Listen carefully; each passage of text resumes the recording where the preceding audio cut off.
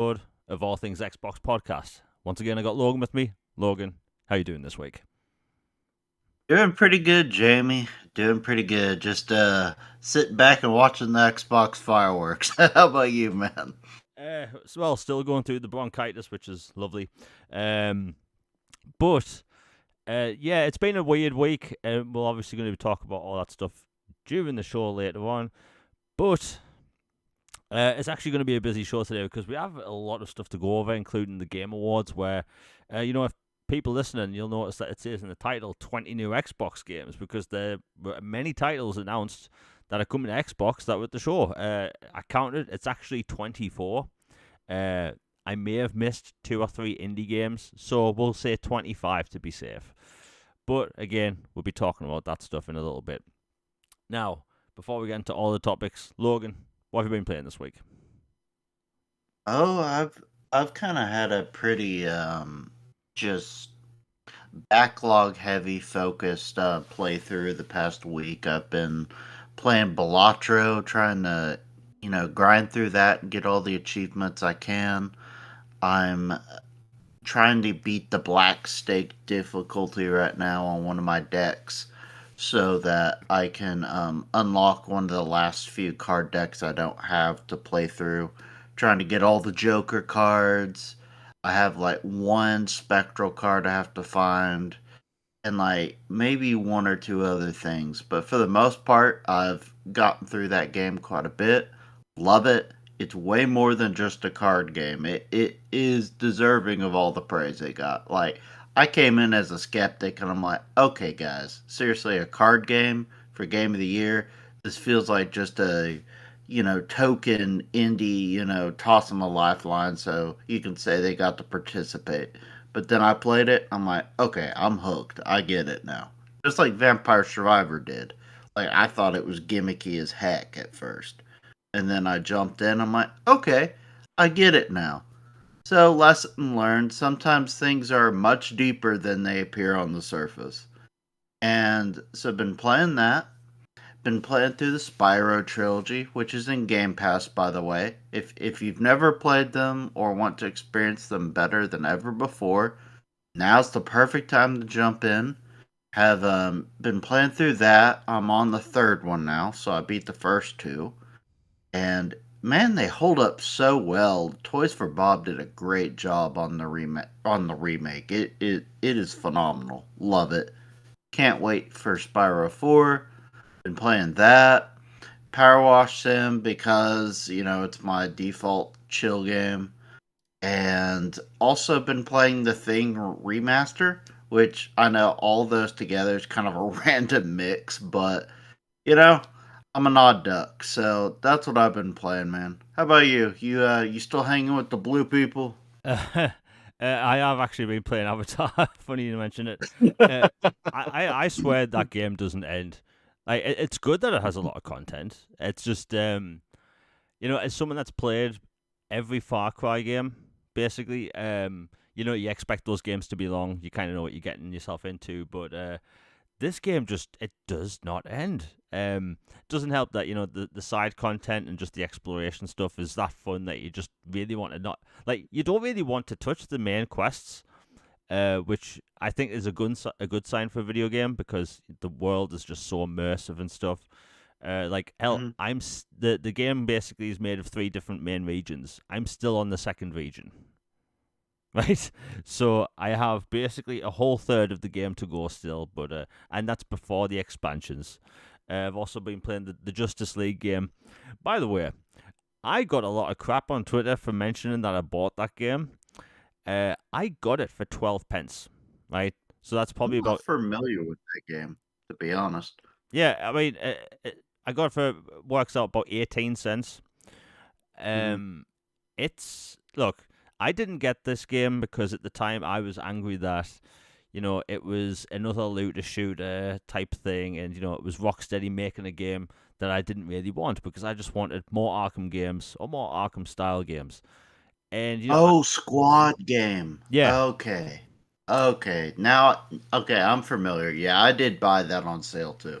It was Yeah, $5. I'm like, yeah, why not? yeah. Why not? And I got it with my Microsoft Reward points, and I actually only had to pay 12p.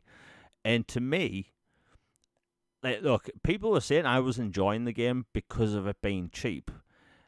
Let me tell you, one of the reasons why you don't see me on Twitter talking about games that I don't play and bashing them, it's because I don't like wasting my time.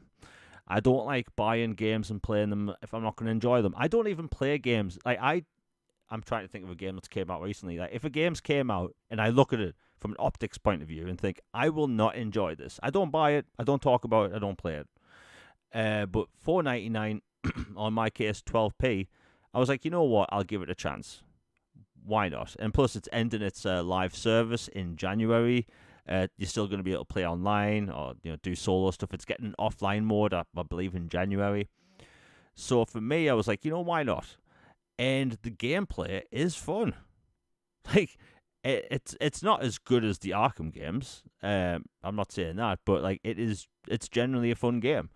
Granted, people do say it gets a bit grindy later on in the game, but when it comes to looter shooters, like, I'm kind of done. I'm out, but I couldn't help but buy it. So yeah, I've been playing that.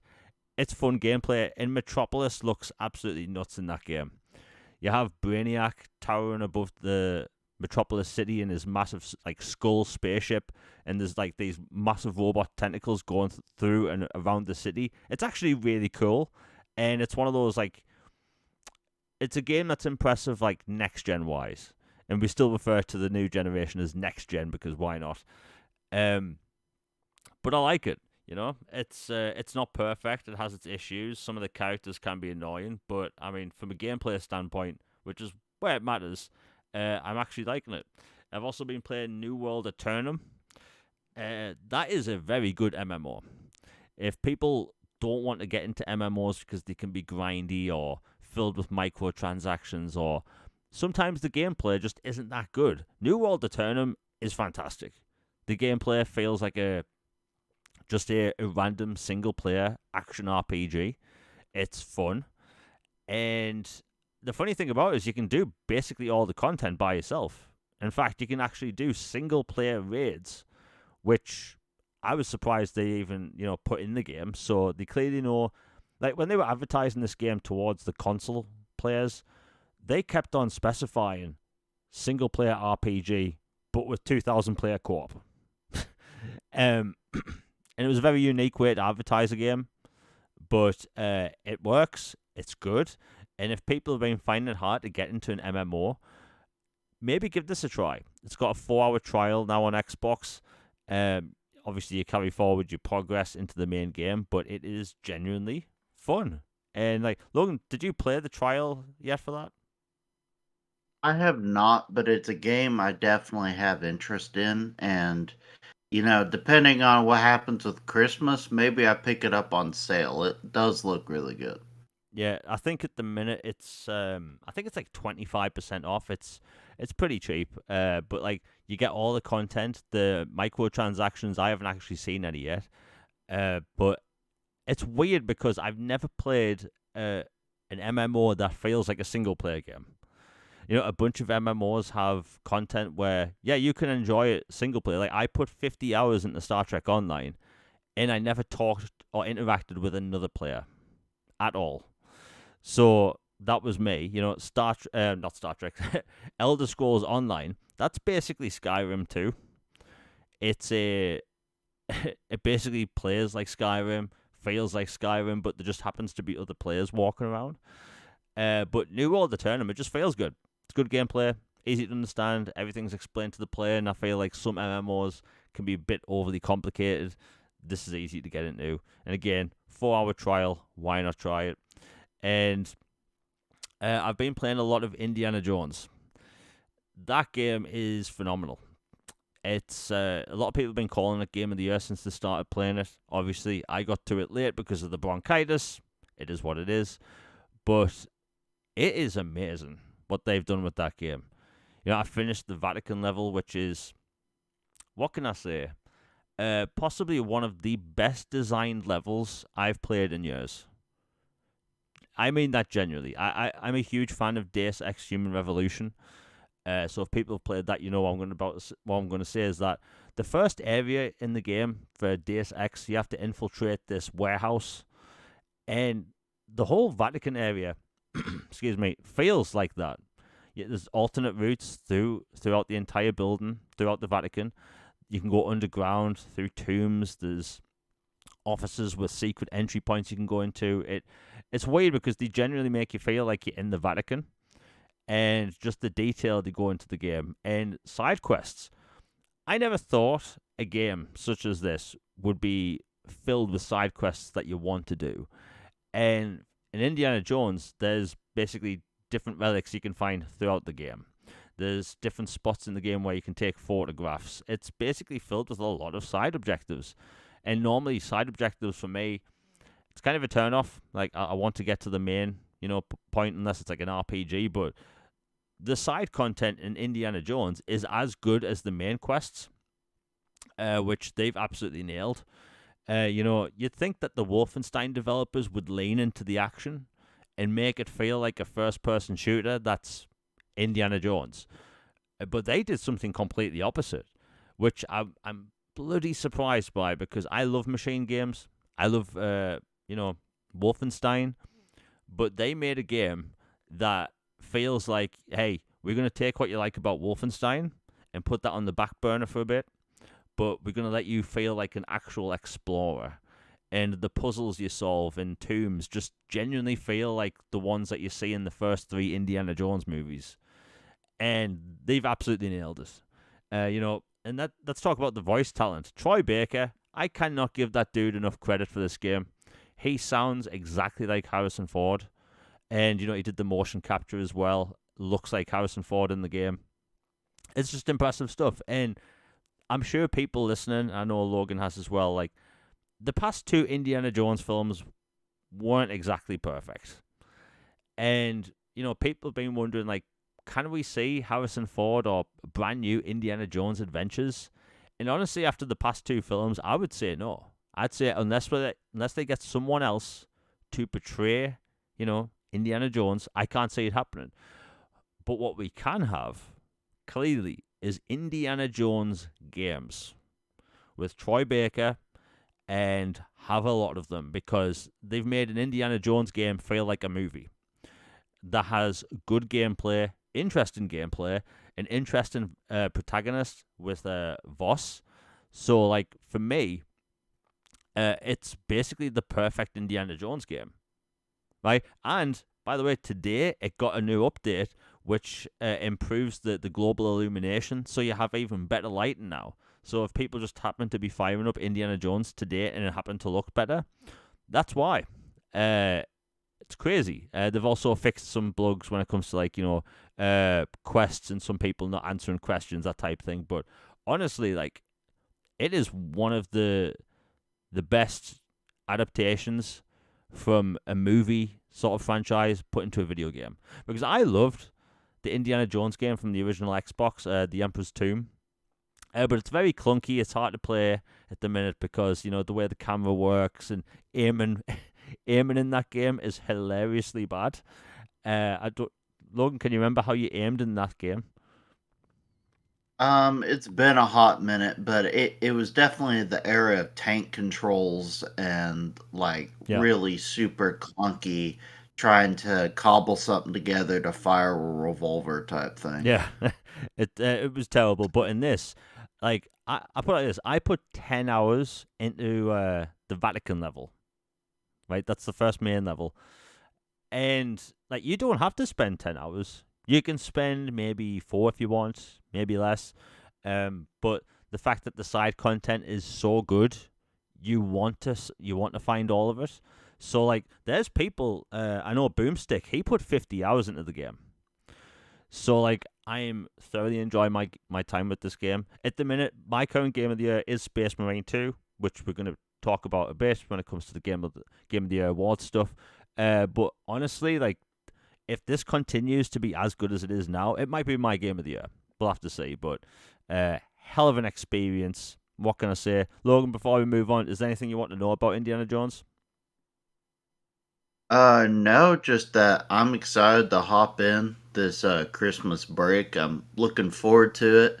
It was really cool. Like this will tie into later on the show, but I thought it was really cool that Harrison Ford himself talked to Troy Baker and basically gave him his approval, which means a lot. He's not the most compliment giving guy. I'll put it that way.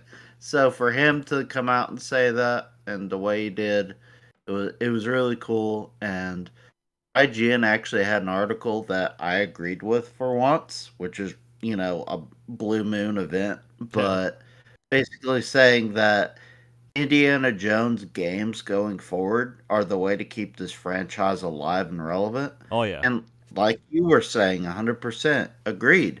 Have Troy Baker be Indiana Jones and just carry it forward and do all those events, all those films and adventures that we never got, and just kind of pretend the last two just didn't Yeah. happen. That's what I would do. Yeah.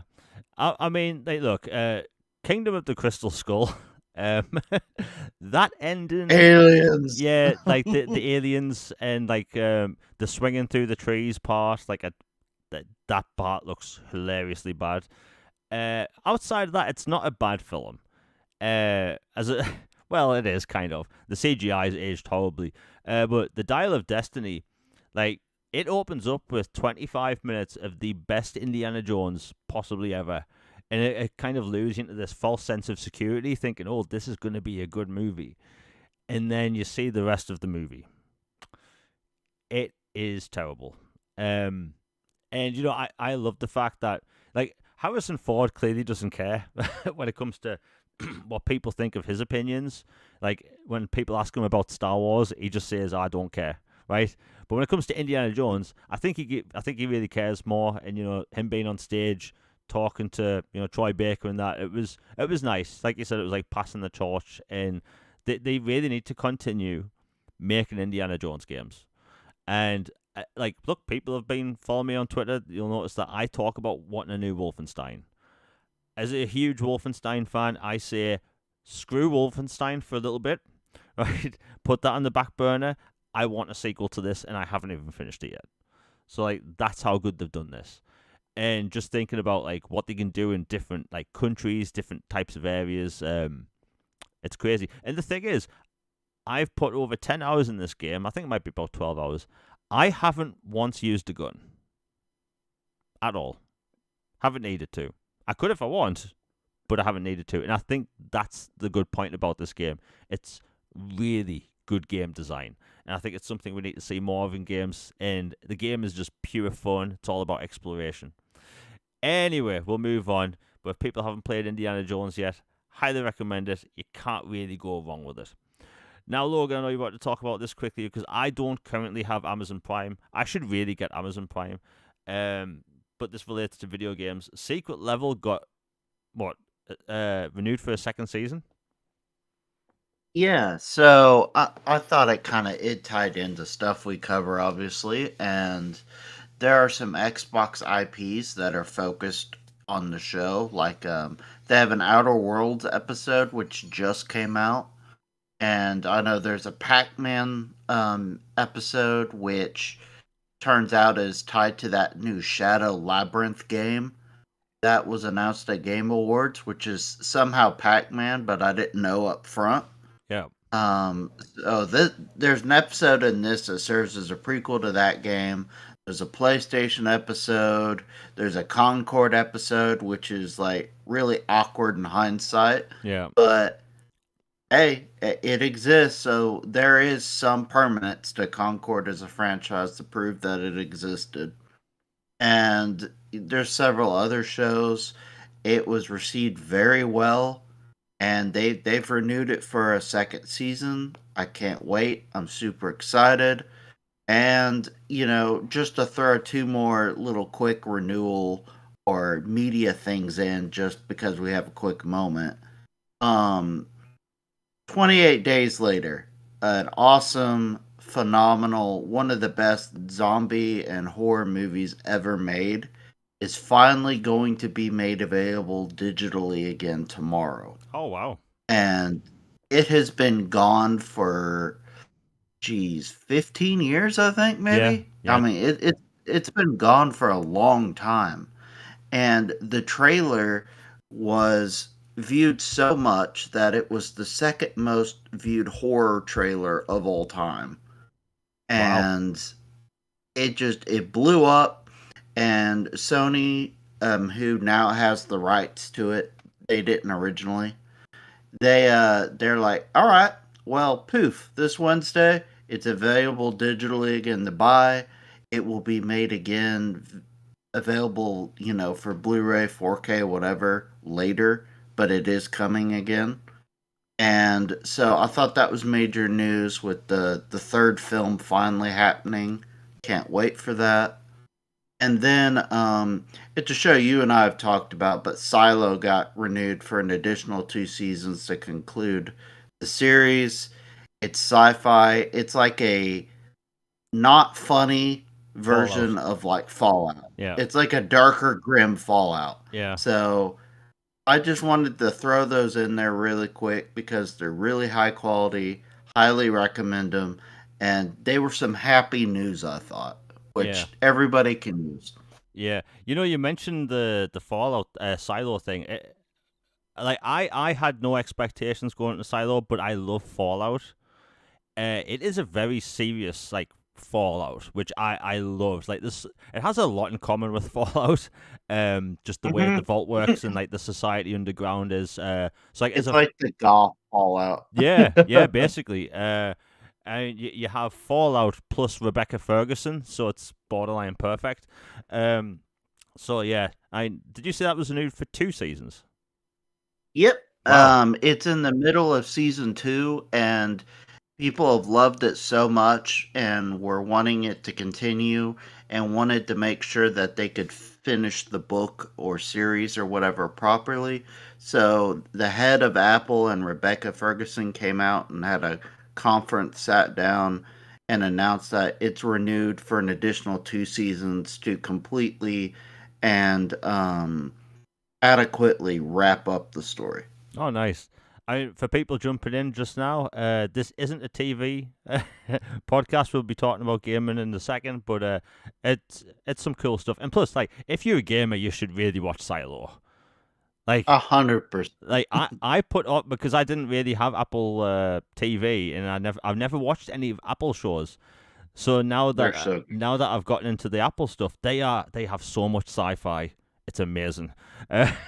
Foundation. Yeah, What Foundation. you talking about? Oh my god! And another thing gamers have to watch: Foundation. Mwah, chef's kiss. Beautiful sci-fi. Love that show. It's very smart, well done sci-fi, which I like. Uh, basically, you know that scene in Spaceballs when they come in the desert. That's me looking for new sci-fi. Like, I'm thirsty for sci-fi. And speaking of sci-fi, I just noticed in chat, Fuzzy Tomato said, I finally beat Mass Effect Legendary Edition for the first time. It's amazing. Now, Congratulations. yeah, I'm so jealous because, like, I will never get to experience that ever for the first time again, and I could cry myself to sleep at night, but that's a story for another day. Yeah, Mass Effect Legendary Edition, it's, I mean, look, people could say that I have this like weird obsession with Mass Effect, but we don't really have anything like that. And I think we could do with more of games like that. And one of the reasons why I bring this up is because we got a brand new game trailer today for Exodus, which is made by developers that used to work for BioWare and other I think there's like Rockstar developers and Naughty Dog developers that work in that game. Basically from all over the industry. I think there's some like Skyrim developers on that as well. Um, and they're making this third-person shooter. It's a hub world game. It's not open world, and it's basically gonna be a Mass Effect style, RPG. Which, I was sold on it before I even saw the logo. But seeing it in action fully, 2 minutes of gameplay mixed in with cutscenes, it looks phenomenal. Like Logan, I'm guessing you didn't check out the trailer yet. I have not, but I've seen bits of it pop up on the timeline. I mean, the names associated with it, the talent is clearly there. The genre, the vibe. I'm all in, so I'm excited for it. Yeah, I mean, it looks fantastic. As someone that like, look, I talk about on online all the time about we don't have enough sci-fi, we don't have enough games that do the Mass Effect style, type thing, and because we don't, everything's open world now. Everything's forced open world, loot, end game content, blah blah blah, and we don't really have anything like this. But this game, I'll put it like this: you have James Olin, who was the lead game designer on Baldur's Gate 1, Baldur's Gate 2, Knights of the Old Republic, and Dragon Age Origins, right? And you also Pretty have, good resume. yeah, pretty good, not bad, right? And you also have the lead writer, which is Drew. I can't pronounce his last name. I'm not gonna butcher it. But he was the lead writer on Mass Effect 1 and 2. So right then and there, freaking sold. The game looks fantastic. I mean, what can I say? It's a third-person shooter. There's genetically engineered animals in the game which can talk. So you have bears, frogs that can all talk, and they can be enemies or allies. It's a very unique take on the Mass Effect formula, but considering how long we're going to be waiting until the next Mass Effect game, it's basically going to tide us all over till then. They didn't come out with a release date, but considering how much they've been talking about it, it does look like it's pretty much going to come out in 2025.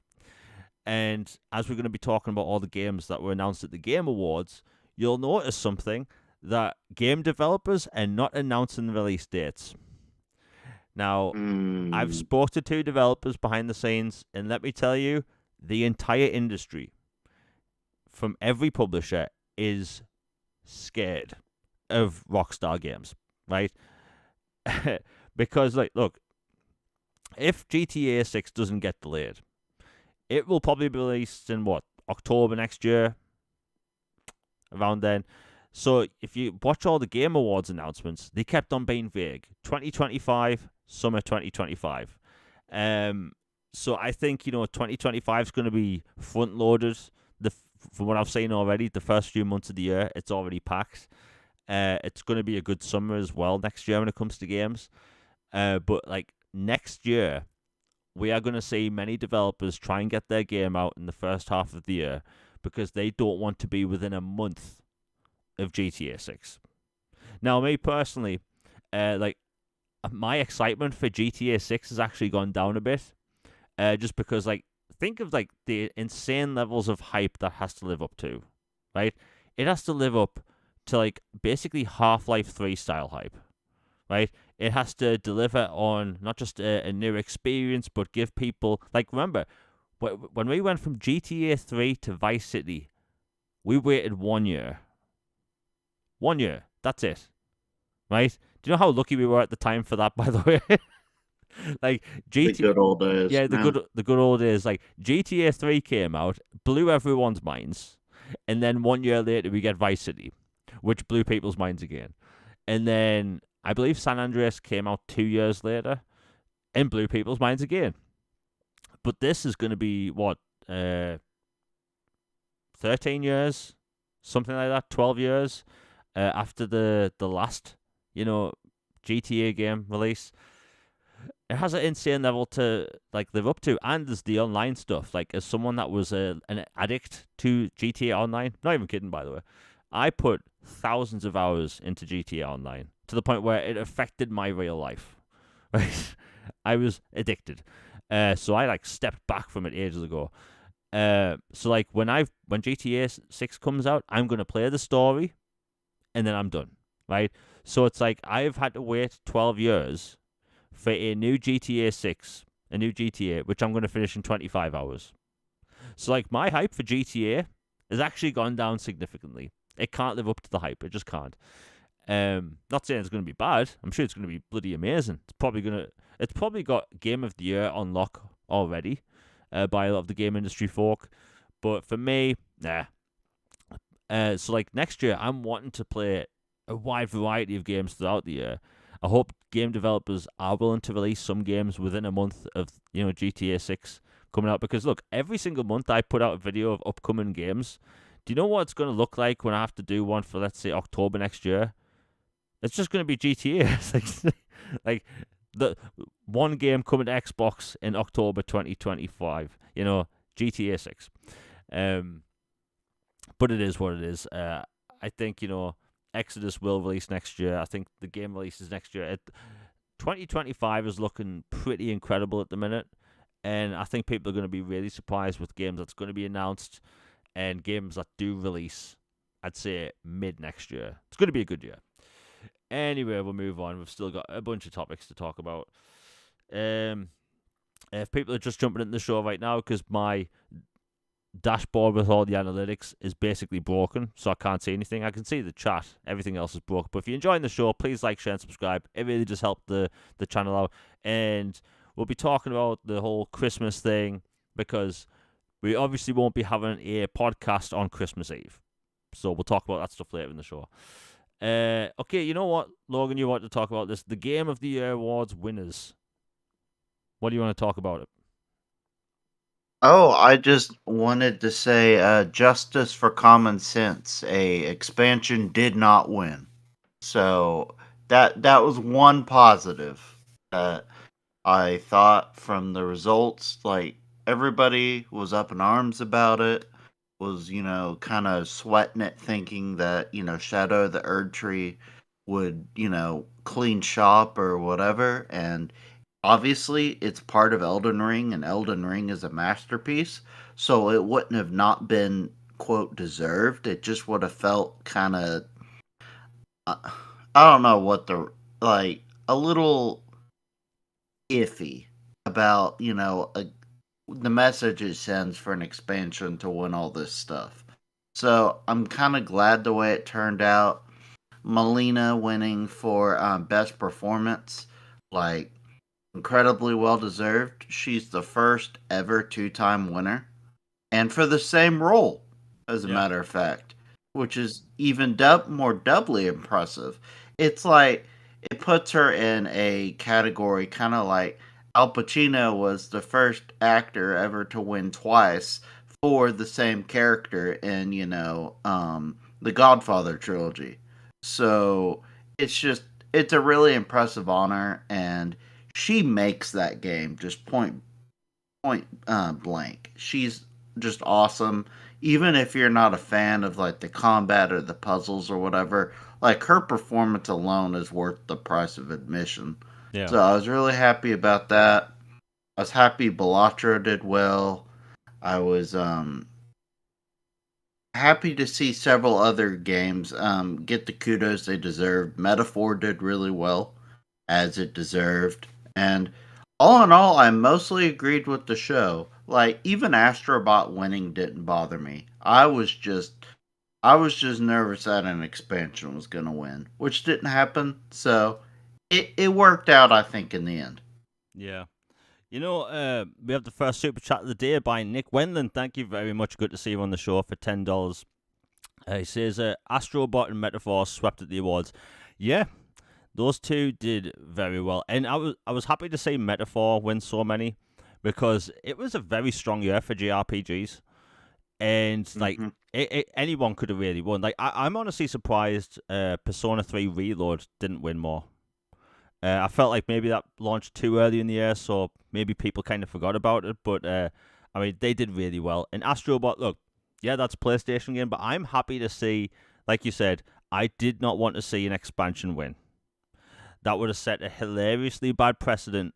And, like, look, I love Elden Ring. I talk about Elden Ring all the time. I think it's a 10 out of 10 game. Hmm. But that expansion, no. Just no. Like, Phantom Liberty wasn't nominated for Game of the Year. Lair of the Shadow Broker back in the day wasn't nominated for Game of the Year. Mass Effect 3 Citadel was never nominated for anything. Like, it should be its own category. Like, so should things like, MMOs, Best Remaster, like that type of thing. Like, we need more categories. Like Logan, when you watch the Game Awards, do you think, man, I can't wait to see who wins Best Esports Coach?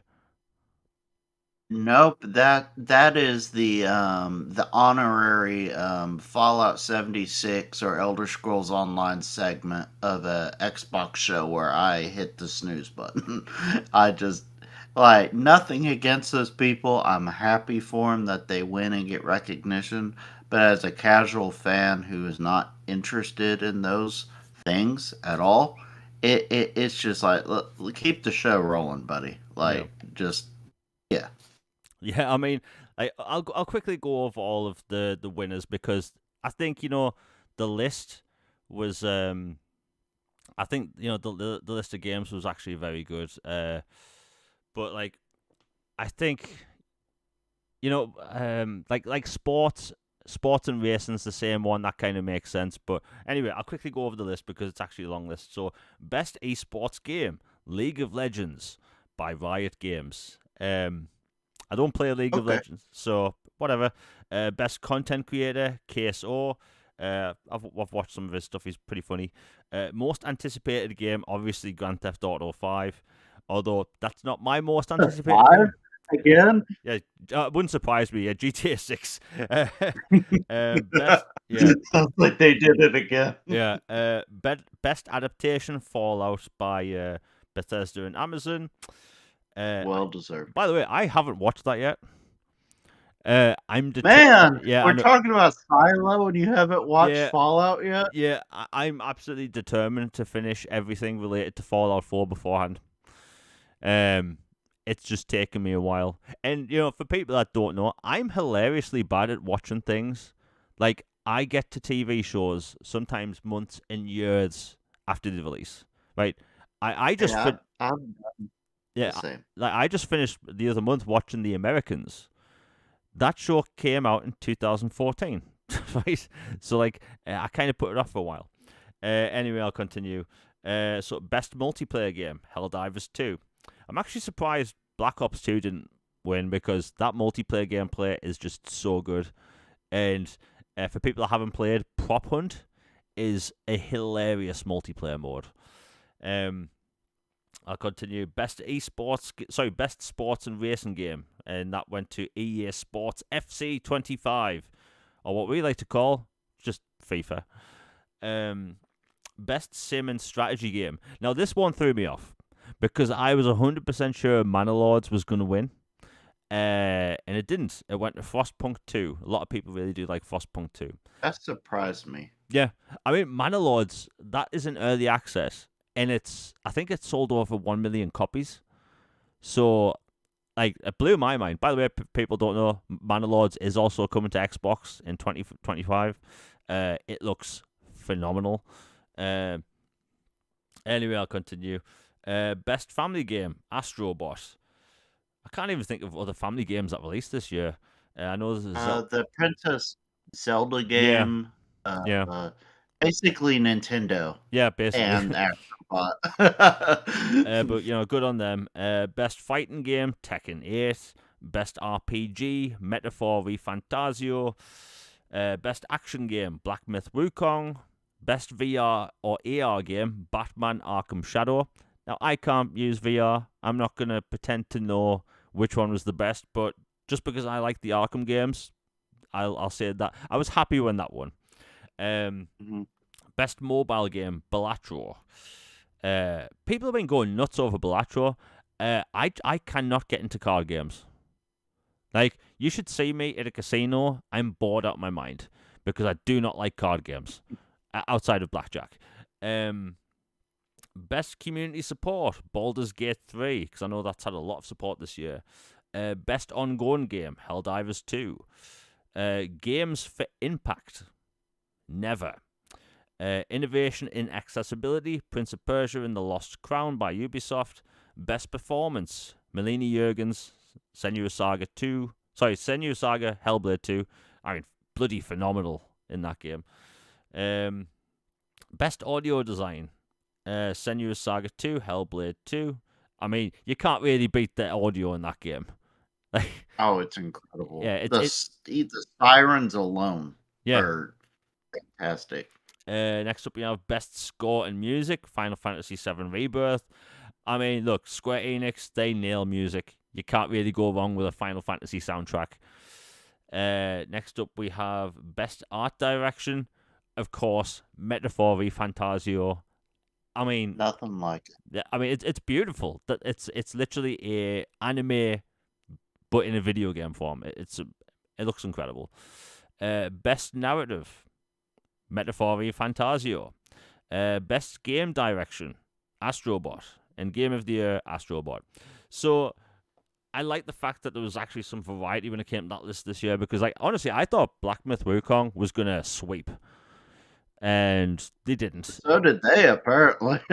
Yeah, I mean, look, I'll actually be on their side for this because when that game came out, a bunch of industry people were like really hating on that game, and it was a weird time. And look, I'm looking forward to when that game comes to Xbox whenever.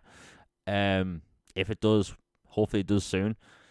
I think it will, but it's a weird time. You know, the past year plus has been filled with so many like layoffs, so many games getting cancelled. Like there's been like 2 Mass Effect style games cancelled over the past 6 months. I could basically cry myself to sleep at night. But yeah, I mean, I understand it. It's easy to see. But honestly, I thought this year's Game Awards, it was all right. Look, well, I'll go over all the announcements in a moment.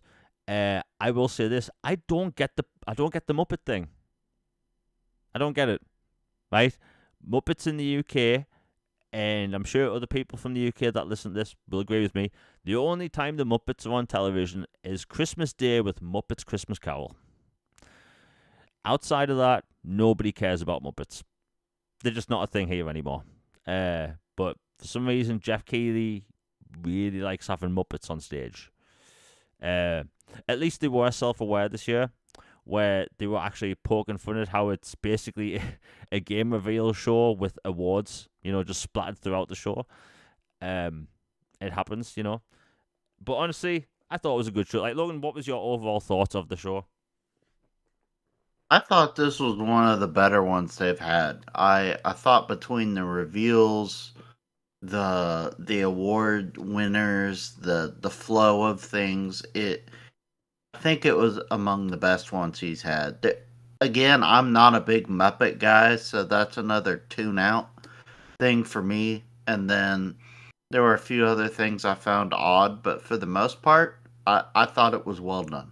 Yeah. I think that, if you go into these things expecting, like, the best thing ever, you're going to be disappointed. Like, it was a 3.5-hour show with a lot of ads, a lot of sponsorships, and they can be tedious. If people don't like ads, they're obviously not going to like that show.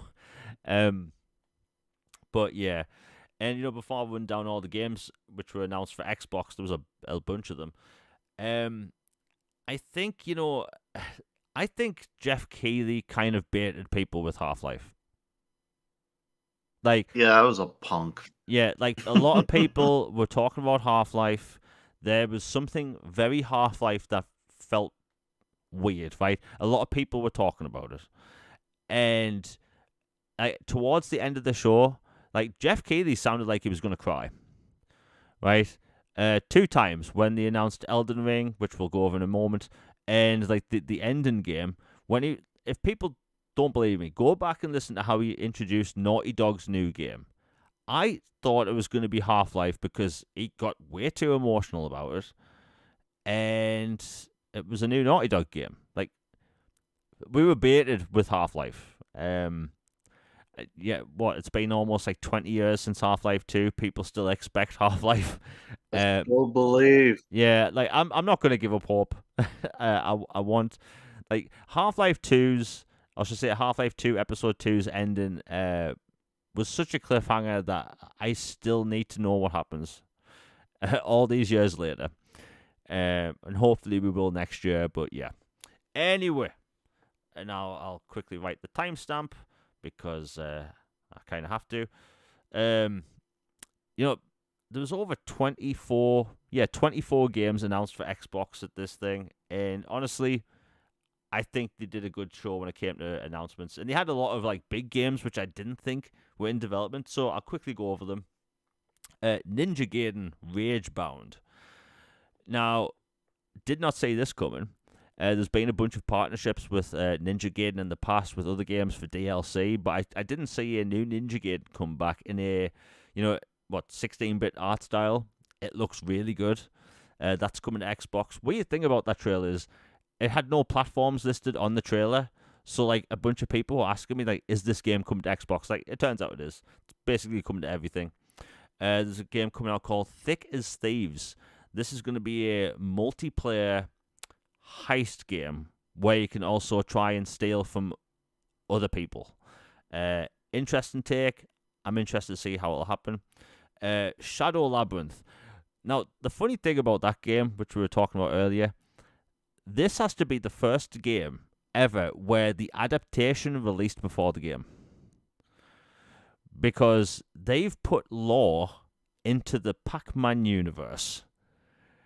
And I haven't seen Secret Level episode yet for Pac-Man, but they've clearly went out there and crazy when it comes to making lore for Pac-Man. Because the little Pac-Man puck, the yellow thing, in the show and in this game is a golden orb which can eat people. Like, it's such a weird concept, but I love the fact. Let's say that's what I love about gaming. They can be really creative, and they're taking Pac-Man and making it into this what looks to be a 2.5D Metroidvania. Like Logan, what was your take on the whole? Why not? Yeah, what was your take on the whole them making Pac-Man different, but given the franchise lore?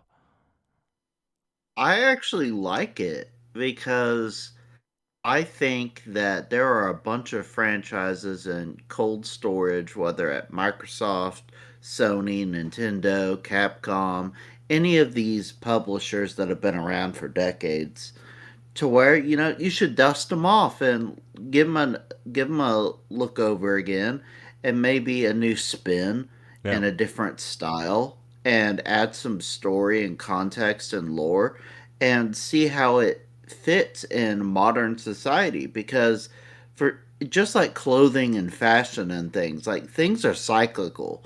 Like, something may be a trend for a while and then fade into obscurity, and then lo and behold, 20 years later, people think it's the greatest thing since sliced bread again.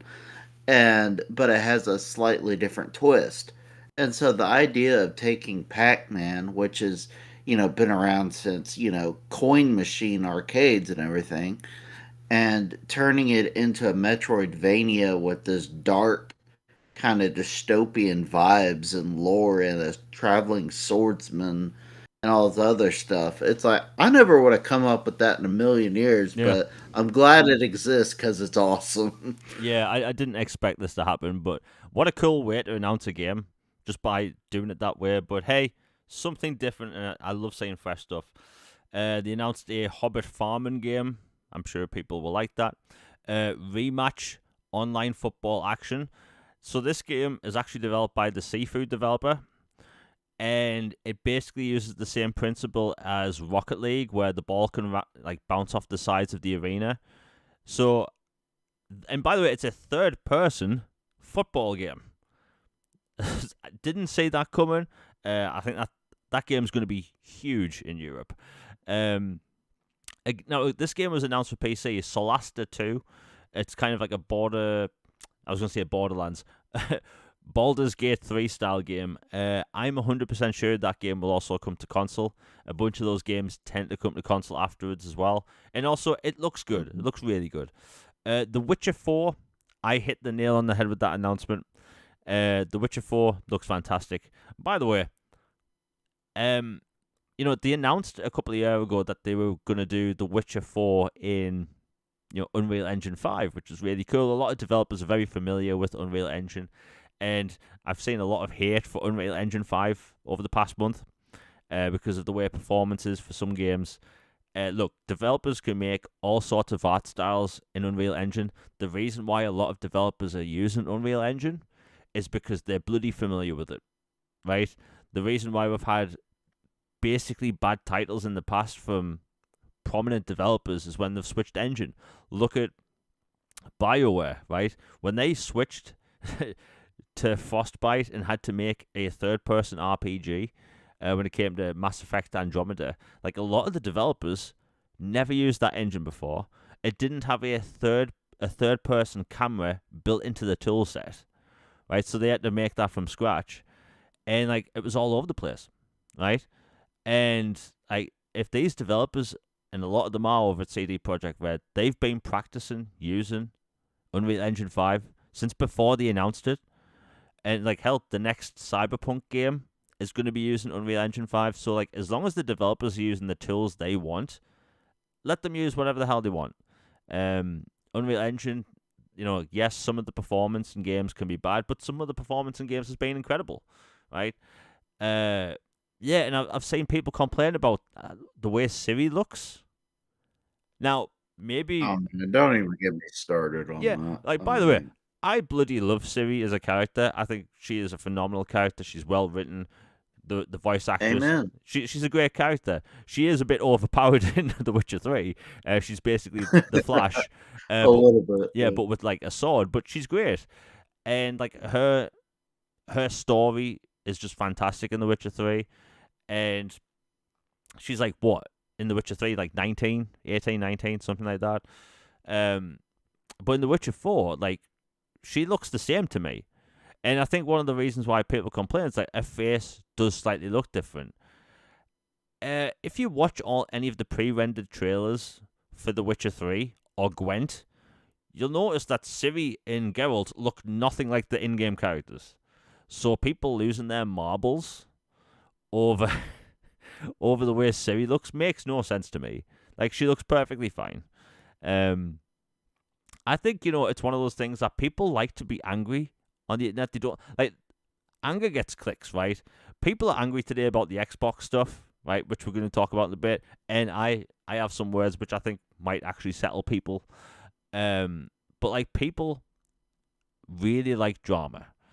And after all those games that were announced, which we're going to continue listing, drama sells. People really like rage bait, and I think when it comes to The Witcher 4, the complaining makes no sense. Makes no sense. And when people have to take a screenshot of someone talking so the face is all, expressive, to use in a thumbnail, they are forcing it, right? Siri looks perfectly fine. I don't get look, what was your take on that? Because that was very dumb.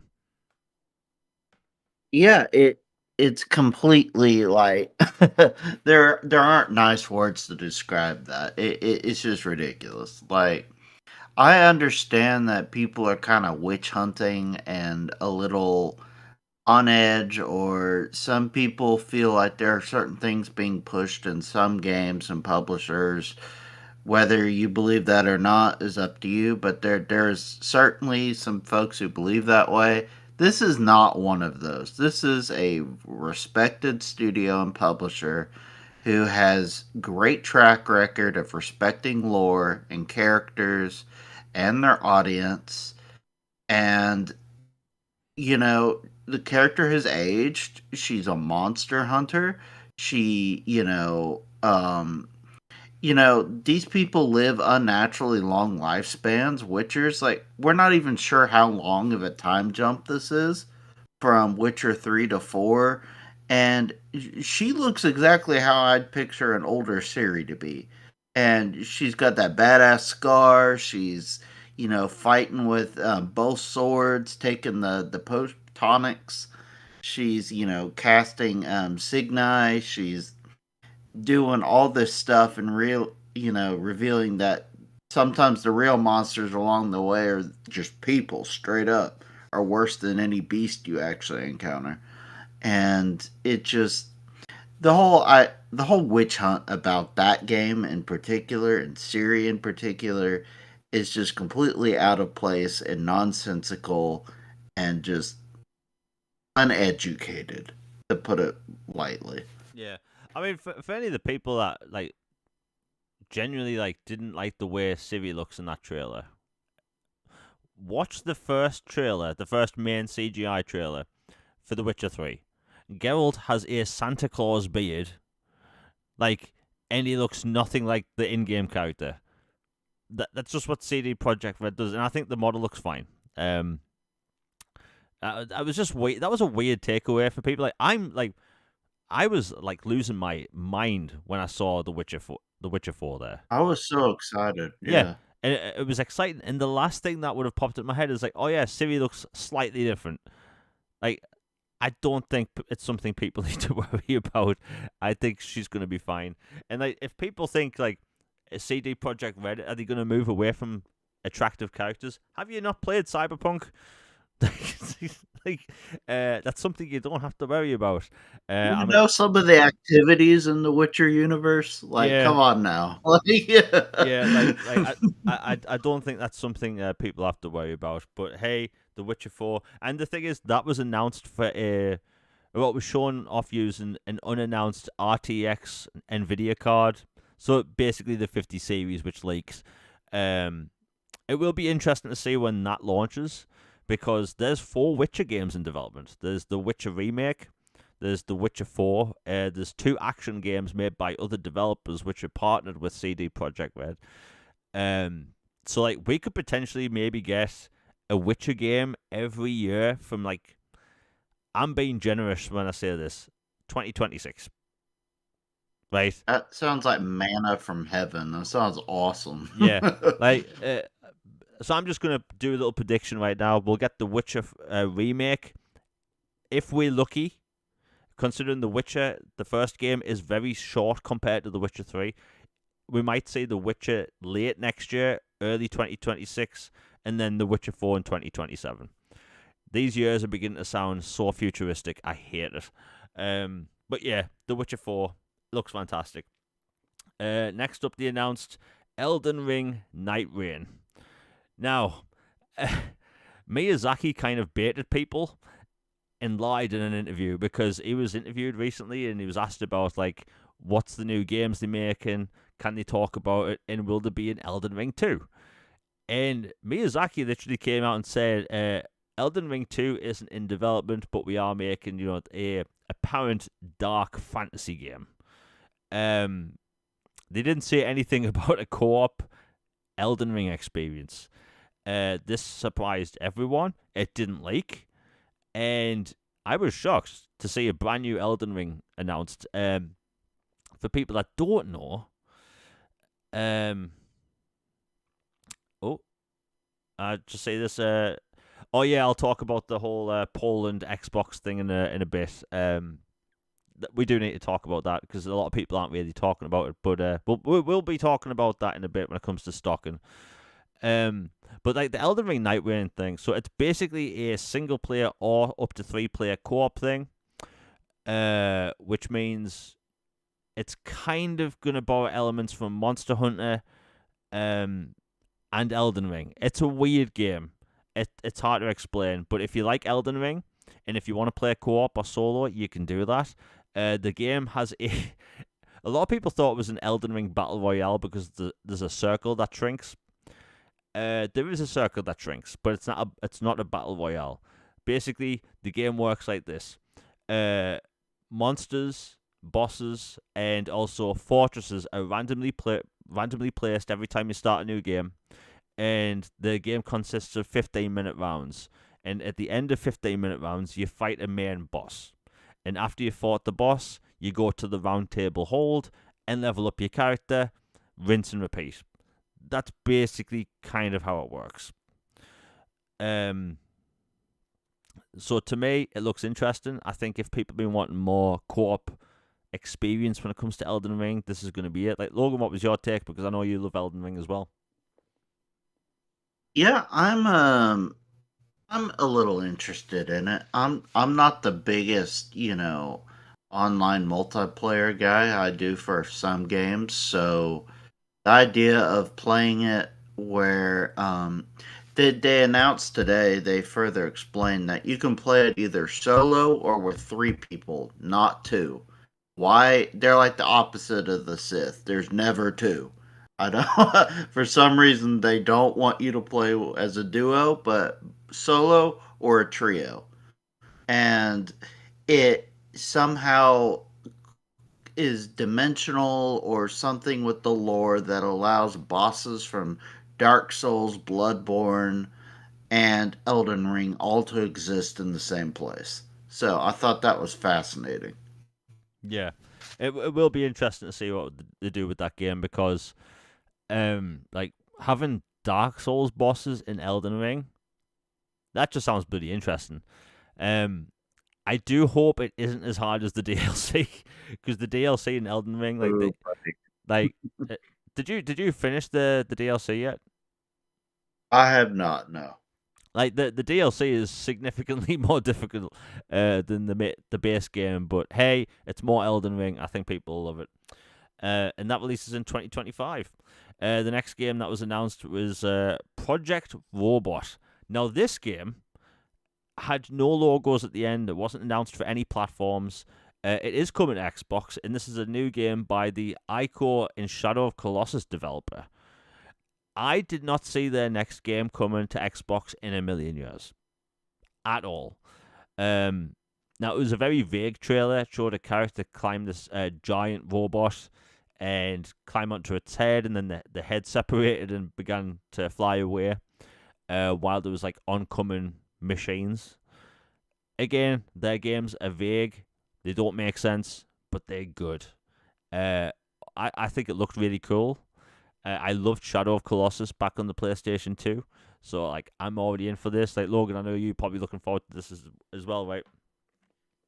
Yeah, I honestly thought this was one of the single biggest announcements at the show. Yeah. Like the fact that it's coming to Xbox. Because if you go through this creator's itinerary, like all the games he's made have been reviewed incredibly well, have been loved by the people who've played them. Some of them didn't sell as well as others, but they were all just truly emotional and deeply moving and innovative just games and experiences and worlds, characters.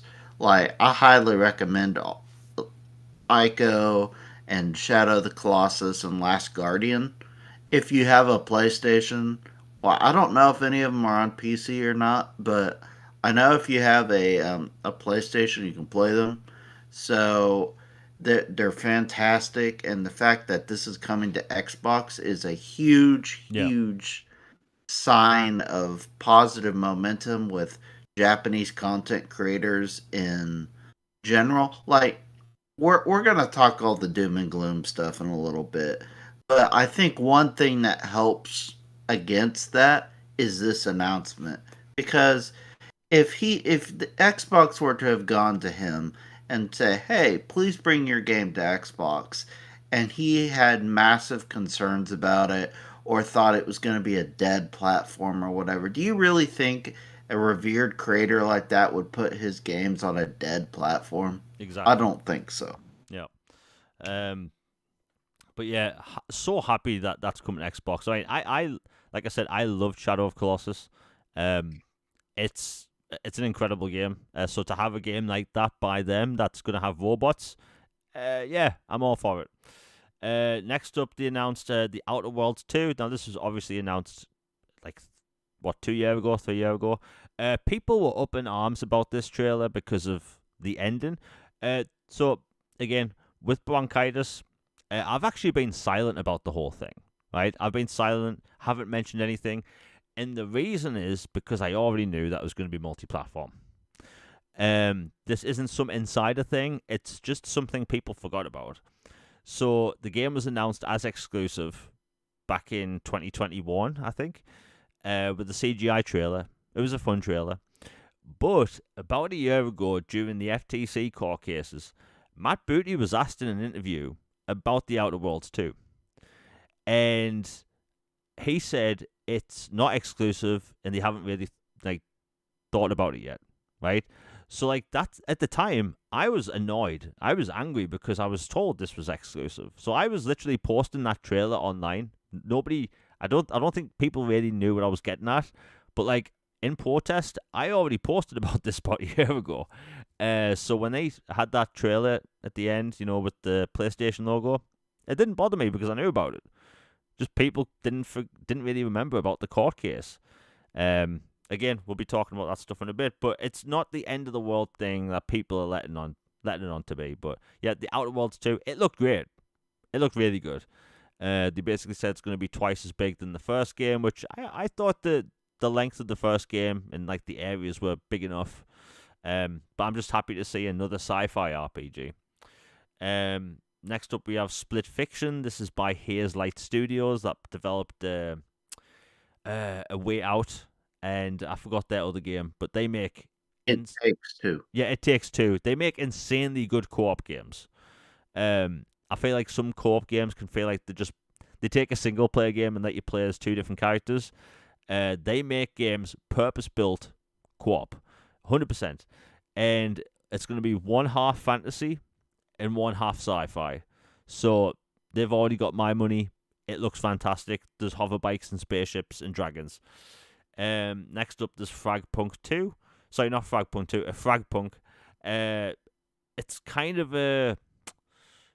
I don't want to say Overwatch shooter, but it's a shooter. I mean, we'll know more next year when it releases, but I hope it's free to play. The shooter market at the minute is packed, especially with Marvel Rivals doing insanely well at the minute. It's the shooter market's going to get weird. Next up, they showed off Mecha Break. We've seen this game, I want to say, at like 3 different showcases. But they showed off some PvE stuff, and like the PvP stuff does not interest me whatsoever. The PvE stuff does. It looks really good. There's also going to be loot, but the fact that you're going to play as these, they're not called Gundams, but they look like Gundams. Like, look, when you saw that Mecha Break trailer, did you think it was Gundams?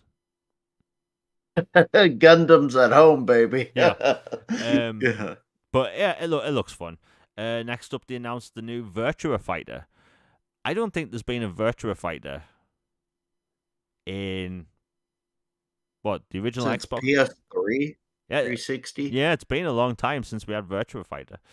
But again, that looks good. Next up, they showed off Project Century. I'm all over that game. This is made by the studio that develops the Yakuza games, so it's going to be good. It's a brand new action game. Honestly, it looked like there was a lot of sleeping dogs in there. Mhm. Brand new, busy open world. Again, at the end of the trailer, there was no platforms mentioned. And funny thing is, the trailer isn't even available on the official Sega YouTube channel. So, like, I think this game is ways out, because there's a Yakuza game launching next year. They have other Yakuza games in development. They making Virtua Fighter. So I honestly think that game we saw, Project Century, I think that's the next generation of Sega games. So it's a while off. Next up, Two Rock Origins. I was so pleasantly surprised to see this game, because I loved Two Rock back in the day, but we haven't had a Two Rock game since 2008. It's been a long time. And, that was a first-person shooter. They've all been first-person shooters. But with this one, they go in third-person, and it's a single-player campaign, or up to, I think it said 3-player co-op. They're leaning into the sci-fi aspect with futuristic weapons and the laser torque bow. Honestly, I thought it looks fantastic. For some reason, in the modern age, dinosaurs aren't really much of a thing we see much in video games. Which is insane. Yeah, It's like sci-fi games. We need more. yeah, it is crazy that we rarely see dinosaurs in video games now. I don't know if there's a reason for it. But Logan, what was your take? Because I know you were looking forward to this as well when it was first announced. Oh, I was super stoked about this one. Like, I love Turok, Dino Crisis, Jurassic Park. Put dinos, guns, and fast cars in a game. It's like, it sounds awesome. It just, the idea of going back and kind of reimagining Turok a little bit, Yeah, and making it third person, which we've also talked about how there's not enough third person shooters. So putting dinosaurs and third person shooters together, chef's kiss, buddy. Like, this is great. I'm looking forward to it. The fact that Saber is yeah, doing it gives me even more hope and more confidence in it, because you and I both have Space Marine as a game of the year caliber game. Yeah. And the fact that they've done that, they've done World War Z, which is fantastic as well. If you haven't played it, highly recommend it. It's like a modernized Left 4 Dead formula game, but different. And yeah, so seeing Saber involved, I have complete faith in it, and I can't wait. Yeah. If you see Saber Interactive on a box now, like you kind of know it's a good game. You don't really have to worry about it. Like in the past, few months they've released A Quiet Place, the Road Ahead, and Space Marine 2. You know, Space Marine 2 was so huge, they've completely changed how they work as a company. And they've said multiple times, like, they're going to make games that feel fun. And when I looked at that Two Rock trailer, that looks fun. So, yeah, I'm already sold.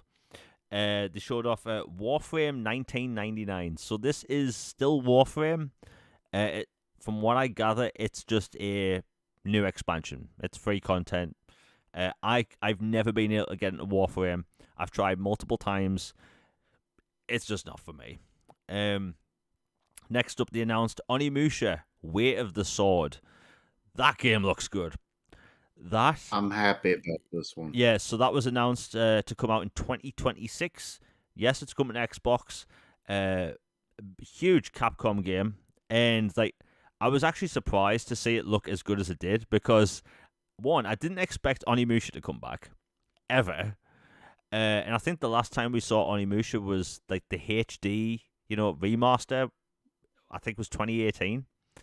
Yeah, it's actually on sale right now for $10 if you want to pick it up and experience it. Yeah, so it's been a very long time since we had Onimusha, and it looked bloody good. And like, I've been wanting a new Onimusha game for years, and this game, it's gory. The graphical fidelity is probably one of the best. I'd say it was the best looking game there. I thought Onimusha looked amazing, and by the way, let's give Capcom some praise. They have came a long way in the past 10 years. They were almost They're kicking butt, yeah, taking names, yeah. Like 100%. 10 years ago, people thought they were going to go bankrupt. They weren't releasing any major new games. They kept on releasing ports of older titles, and they came out with Resident Evil 7, then Resident Evil 2 Remake, and Monster Hunter World, and they had consistent, bloody massive successes. And they're clearly putting that money back into these games, and they have a few games coming out. They have more Resident Evil games, which they haven't even announced. That was one of the big surprises for me, is that there was no new Resident Evil game announced. Because I was 100% certain that we were going to see maybe Code Veronica remake there.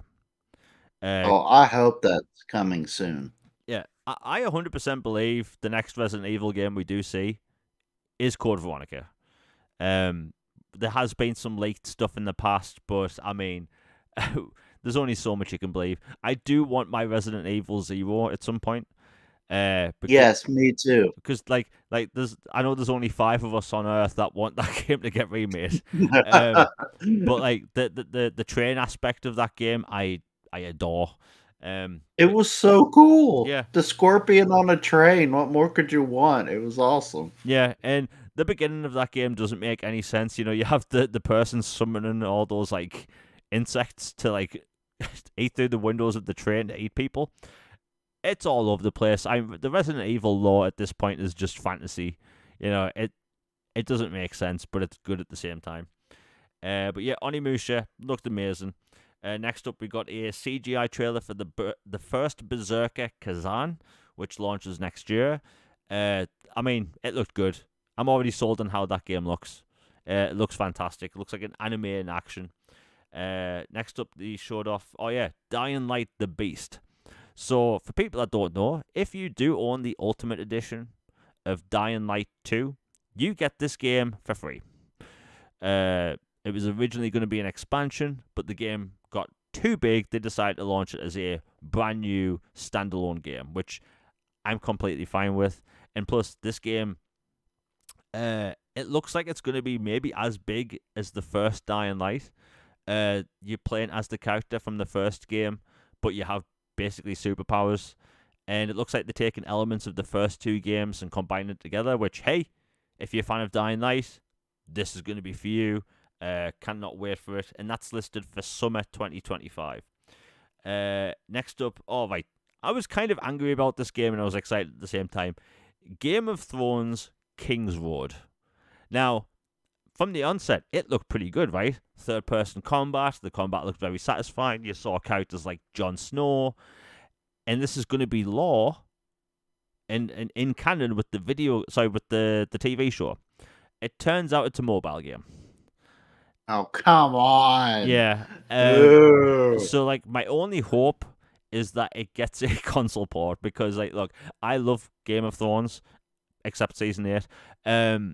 I want more Game of Thrones content, and when it comes to Game of Thrones games, we don't have any, right? The Telltale game released, 2015, nobody bought it, it got delisted. We need some proper Game of Thrones games. You can't have an IP that big and not have a console RPG or PC RPG. It's weird. Anyway, I'll continue. Screamer. This game is so low key. It is also coming to Xbox in 2026. It's an anime racing game. It looks so cool. And they tried to do a similar thing with the last Need for Speed game, but it fell flat on its face. Nobody bought it. But it looks like they're really leaning into the anime style, which I'm all for. Next up, they announced Sonic Racing Cross Worlds. They didn't show a single frame. I think that's probably going to be like an E3 type thing next year. And then they also showed off gameplay for Mafia: The Old Country. Now, do we have phones? But I'm still salty about that Game of Thrones game, because I was live tweeting all these announcements, and then I saw fancy Game of Thrones gameplay. I made a GIF of the gameplay, posted it on Twitter, and I had a bunch of replies saying, "Jamie, this is a mobile game." And my heart sunk to my stomach. Right? I was like, no, I don't mind playing a mobile game on a phone, obviously on a phone. If it's like, if I'm like, waiting for a pizza to get made or something, right? If I'm outside of the house, but I don't want to sit and play a 30-hour RPG on a mobile phone. I'm not doing it. In protest, I'm not doing it. Anyway, I'll continue. But yeah, a Screamer looked great. Anime racing game. But yeah, we finally got gameplay for Mafia: The Old Country, which is set to release in 2025. I mean, that game looked phenomenal. Visually, it looked way better than the remake, and the remake still looks great. And this is going to be set in between 1880 and 1920 in Sicily and Italy. So we're going to get a damn good game. What can I say? Now, Logan, what do you think of all those Xbox game announcements? I thought that they made a haul. Like there was a lot of good games, great diversity. You've got your Souls-like games, you've got shooters, you've got, resurrected franchises, you've got multiplayer games, single player games, narrative games. You have a phone game for grins and giggles. You've got another one that got announced that kind of got lost in the shuffle is Slay the Spire 2. I'm really excited for that one. If you haven't played the first, I think it's still in Game Pass. It is a roguelike where you climb a tower and you get this card deck and it affects your power-ups and your characters, and you try to climb the tower. And they're making a second one. Really looking forward to it. Yeah, I may have missed a few small indie games during the pre-show thing. But honestly, out of all the announcements, it's really good. And the fact that there's a lot of big Japanese games coming to Xbox. You have Onimusha. Oh, Okami 2 as well. Oh, yeah, Okami 2. Literally wrote on the bottom of my list. Yeah, Okami 2. I didn't see that getting another game. No, I did not either. Yeah, now, I don't think that had a release date, so that game's probably far out. But hey, it's happening. Again, Capcom, Sega, both of them really surprised me with a lot of the announcements there. Honestly, as mad as I am about that Game of Thrones mobile game, and there no being, no Half Life. Uh, I thought it was a great show for announcements. You know, nice variety, bunch of Japanese games coming to Xbox. What can I say? Anyway, we'll move on. You know what? Let me do the Oh, timestamp. one last thing, if I can. Oh yeah, Okami is currently on sale for $4.99, so it's like at a no excuse to try it price right now for a little bit to celebrate the announcement of the sequel. So if you loved it and wanted to own it, or you never tried it, it's a perfect time to snag it. yeah. I mean, there's a bunch of good sales on right now, so highly recommend it for people that want to get into it. Okay, so let's move on. Transformers. It's in the title. It's not clickbait. Trust me. um. So over the past several months, and even the past year, there's been this rumor of a backwards compatible Activision batch of games coming, which would also come to Game Pass. And this rumor didn't really go away, and it hasn't really ended. And also, in the meantime, there's also games that's gotten relisted. There's also games that's gotten updated, and the list goes on.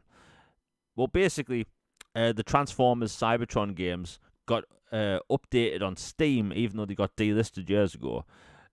As long as trying to see, oh yeah, Spider-Man. Was it Web of Shadows? Shattered Dimensions. Yeah. Shattered Dimensions also got updated on Steam. So like something's happening on the back end, and also multiple Call of Duty games got listed on the Windows Store, and also some games got updated with Steam achievements, which have never been on Steam, like older Call of Duty titles, and also Transformers Fall of Cybertron. The marketplace page got updated on the PlayStation Network. So there's something happening with back catalog games. Well, which announcement did we miss? Just put in chat. Like there was a bunch of games I missed. There was some smaller ones. I think there was like an indie card game which I missed, which wasn't Balatro. But yeah, when it comes to like the Activision stuff, it looks like something is happening behind the scenes, which, I mean, Logan, it's happening, isn't it? Uh, if it's not happening, then this is one great elaborate troll snipe hunt type thing, because it's just like there's such a cookie trail here, breadcrumbs, like whatever. It's like they're getting updated on all these places, the Transformers games, the Call of Duty games that were never on PC have been added to PC Store and been given Xbox achievements. That takes some effort in doing. Yeah. And so clearly they're planning for something. And if you recall, like originally when ABK was first done, finally after 2 years of legal circus, that they said that they were gonna wait and they were gonna try to get everything aligned where they have PC and console kind of aligned before they bring stuff, instead of like sudden drop here or there or whatever. And so it just seems to be aligning that they've gone back to the very first Call of Duty with like Call of Duty United Front, and then Call of Duty Ghosts, Call of Duty World War II. Not to be confused with the fact that most of the original ones were in World War II. There was a Back to World War II game that I think it came after. Was it, which one was it? Was it Ghost that they went back to World War II after? But I think so. that one's in there. Advanced Warfare's been added. Like, clearly they're doing something. Hasbro says they want Transformers back.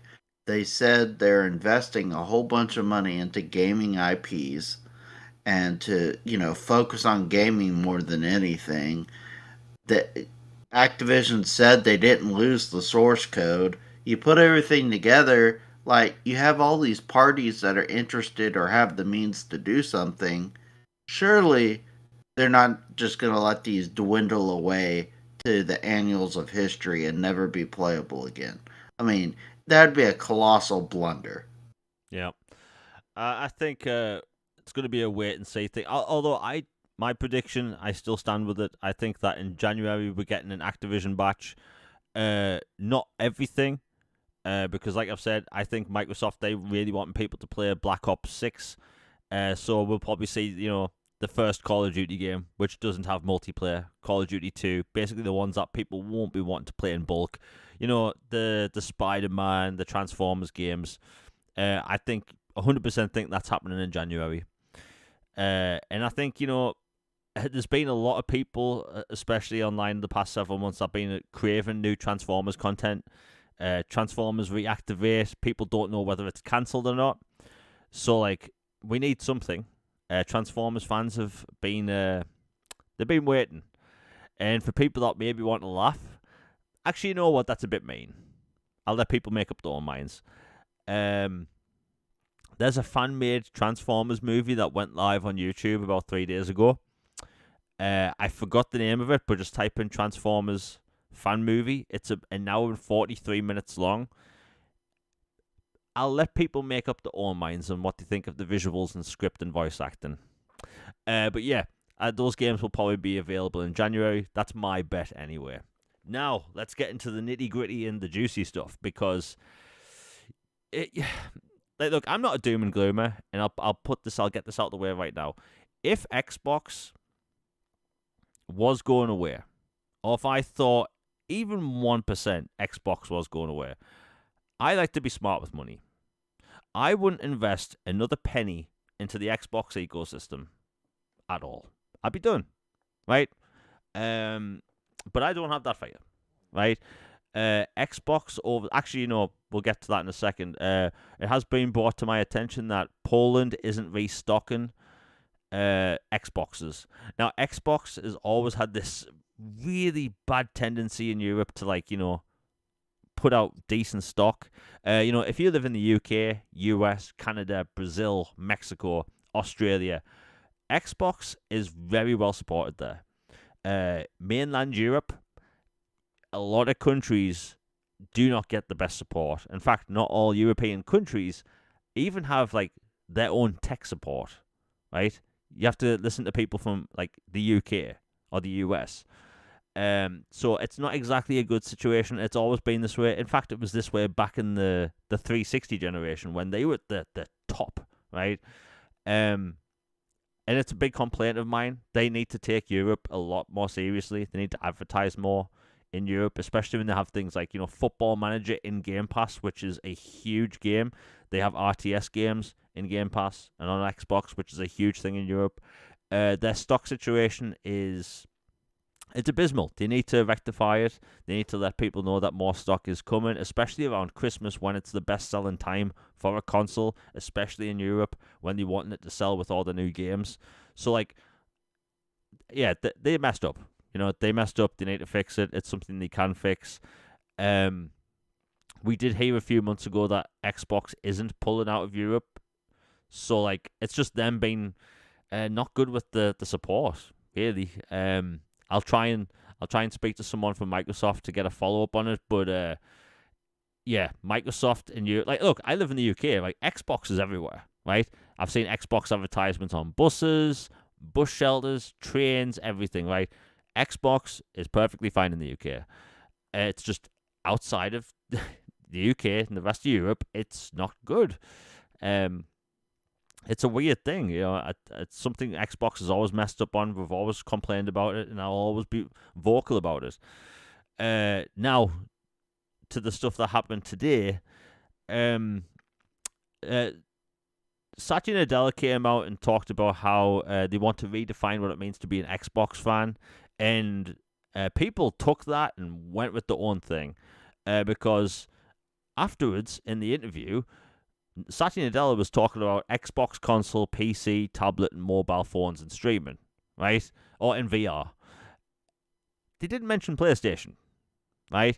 Over the past 48 hours, people have lost their marbles online and been very vocal in very elaborate ways, as to like, they are done with Xbox. They are, the doom and gloom, and they're saying it's the end. We've been told it's the end for 20 years, by the way. Still here. People were just really outlandish. Some people, like, I've had a lot of like negative comments over the past few days because I've been silent. It's because, one, when I'm sick, I don't want to put any energy into any thoughts. I've literally spent the past month, I'm not even kidding, I've spent 90% of the past month either in bed or on bed in a cocoon of my own blankets, right?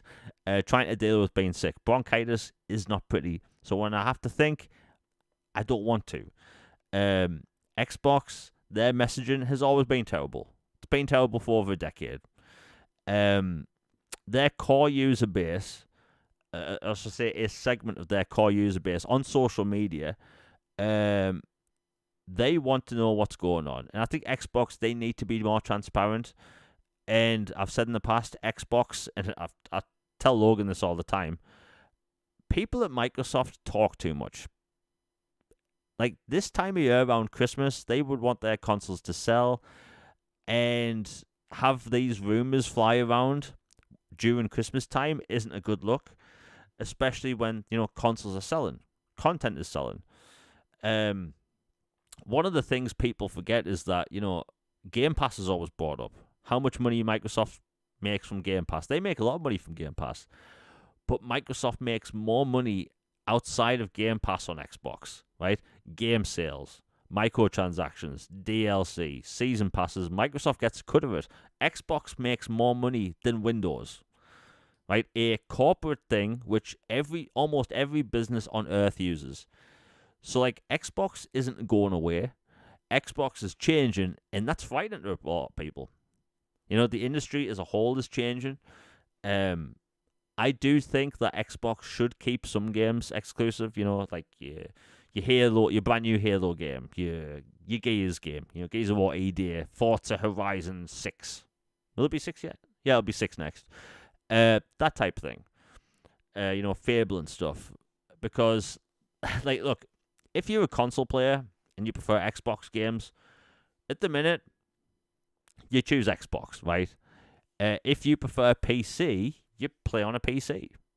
I mean, and on a PC, you can get all kinds of graphics cards, CPUs, bunch of, neon lights and stuff. You can tell I know nothing about PC gaming. But, like, you can basically customize your own thing. And in the future, I think people are worried about, like, will Xbox sales stagnate to the point where third-party support will be pulled? But consider the amount of games that's been announced for 2026 and beyond, and considering how much money Xbox makes from sales, from the games on their ecosystem and DLC, microtransactions, battle passes, it's something people don't have to worry about. I get long-term, people have the worries. They think the ecosystem might go away. Like, I have tens of thousands of pounds of games in the Xbox ecosystem. Why would I want that to go away? Why would I risk it? It's because I don't think it's going away. I just think Xbox's messaging, as always, is, and I'm trying not to swear, is freaking terrible. Right? They talk too much, but they're not honest enough. Last January, there was rumors all over the place. Right? We were hearing that it's going to be the end of Xbox. Every game is going to be multi-platform, and then they announced those 4 games. And then weeks later, we get the Digital Direct or Developer Direct, and we went from doom and gloom to Xbox is back, right? And then when they announced those 4 games, Phil Spencer said, no, Indiana Jones and Starfield aren't those 4 games. But in an interview literally an hour later with Tom Warren, Phil Spencer said he wasn't denying that these games may never go to another platform. So we already knew then that, Phil Spencer, the messaging doesn't really line up right. And I think that bothers a lot of people. And messaging has always been Xbox's weakness, at a point where their first-party output, their first-party games, are phenomenal now. Like, Indiana Jones is amazing. Absolutely amazing. Doom the Dark World, not the Dark World, Doom the Dark Ages. I'm thinking about Thor there. Doom the Dark Ages. That'd be interesting. Yeah. Doom the Dark Ages, it looks phenomenal. Fable looks phenomenal. South of Midnight looks different, but great. Avowed looks great, right? So, like, just when their first party output is going to be consistent with AAA releases at high quality, that's when Microsoft wants to put all their games on other platforms. It's a bit silly. It doesn't make sense, and I 100% don't believe everything's gone. When Phil Spencer said there's no red line, I genuinely believe that. I do think anything can, but that doesn't mean everything is. And I think the doom and gloom we've seen over the past 48 hours is overblown. And the way people are acting is a bit over the top. Like, look, I try to be civil when it comes to this stuff. I just think people are really, I put it like this. Before I set this stream up, I had YouTube recommendations. Literally people live streaming saying Xbox consoles are done, right? So people already clickbaiting it, right? That perception does not help. Xbox, they aren't going anywhere. They've already confirmed that multiple pieces of hardware are in development. Hell, the other week they confirmed a handheld console, and we already know they're making a console, home console thing. Like, it's something people don't have to worry about. But their messaging is horrendous, as it was 10 years ago or 11 years ago when they announced the Xbox One. Right? People didn't know if it was a 12-hour check-in, a 24-hour check-in, or once every week check-in. We didn't know. We were told different things on the same day by different people. And here we are, 11 years later, the same exact thing is happening, just when they have their game output in a fantastic state. Phil Spencer does these interviews every single week, and we hear different things. Phil Spencer's asked different questions every single week about multi-platform games. Nobody's asking about, hey, what's these features that you're going to have in Avowed? When's Doom the Dark... I was going to say the Dark World again. Doom the Dark Ages. Like, does that have multiplayer? Does it have co-op? We don't know. 100% of game news at the minute, and I 100% believe this, is fueled by Xbox multi-platform content. Right? During the Activision deal, every single news outlet, every single gaming news thing was ABK this, FTC, and we had 18 months of non-stop Activision Blizzard stuff. Right? It was annoying. I hated talking about that stuff every week. And now that story isn't there to feed off, I think the multi-platform thing, there's definitely talks behind the scenes about it, but it just feels really forced at the minute. Xbox doesn't help about the amount of times to talk about it, but yeah. Anyway, I've been talking for like 15 minutes. Logan, what's your take on it? Because you maybe feel a little bit different. I mostly agree with you. There are a few parts of it I feel a little stronger on, and like I'll dance around in PR, but like basically, I think a big part of the massive outrage from the community is that they feel like they've been misled or played. Like you remember in Star Wars original trilogy where originally Vader wasn't Luke's father, and then he's like he killed his father, and then George Lucas later is like, you know what, in Empire Strikes Back, I'm gonna make him his father. And so then there's like this conundrum. It's like, wait a minute, he says he's your father, but he murdered your father. How does this work? And then he put it into Return of the Jedi, where Obi-Wan is like, what I told you was true from a certain point of view. He's like, he killed, when he did this, he ceased to be your father and became something else. So it was true, but you have to think about it from this perspective. And then Luke is like, what are you talking about? It feels like that. Like, it feels like they haven't lied. I wouldn't say they've lied. They haven't lied. But the way they've phrased things and done things has felt in a way that doesn't feel the most straightforward and blunt about things, to put it that way. Where it's like, yeah, Indiana Jones isn't part of these 4 games, and so people are like, oh, okay, well, that means Indiana Jones is exclusive. We don't need to worry about it. It's like, well, technically, he said it wasn't part of those 4, but a lot of people on the surface aren't fully reading the fine print or listening, and it's like, okay, Indiana Jones isn't in this group. that is going to be going multi-plat. Don't worry about it. Move along. Everything's fine. Then that happens and revealed at Jeff event, and the whole storm that was. And then you have the Outer Worlds was told up front was going to be exclusive, and then yes, it's revealed later that it's not going to be. And so it's just another thing of like, wait a minute, you said, you advertised, you got up there and puffed up your chest, and you put on this big promotional thing that says it's going to be exclusive, and then you go psych, and then it's not. So that generates feelings of mistrust and anger, and to where I don't think everything is going to go full multi-plat. I agree with you. I think that um, legacy titles will stay the way they are, like Halo and Gears. A Forza, I not to put that it's just a racing game, stigma on it, but e- even as a legacy game, that kind of hits a little different. But like the core, like what you associate with Xbox, like Fable, Gears, Halo, that type of stuff, I think will remain with Xbox. And honestly, I think you need some of those core titles, even if they'd make like gangbusters money on other platforms, as part of a core identity thing. Because if they go everywhere, and yes, they're still technically made by Xbox, so thus it is Xbox. It still loses something, it loses a little bit of its soul, a little bit of its identity as a fan base and community, if things that were long associated as Xbox are suddenly everywhere now.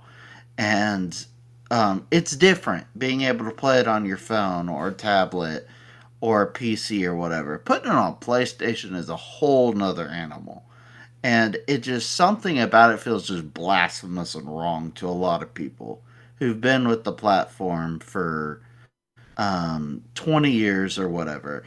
Say that's too invested in an ecosystem community. I get it, but I'm saying that's what a lot of people feel.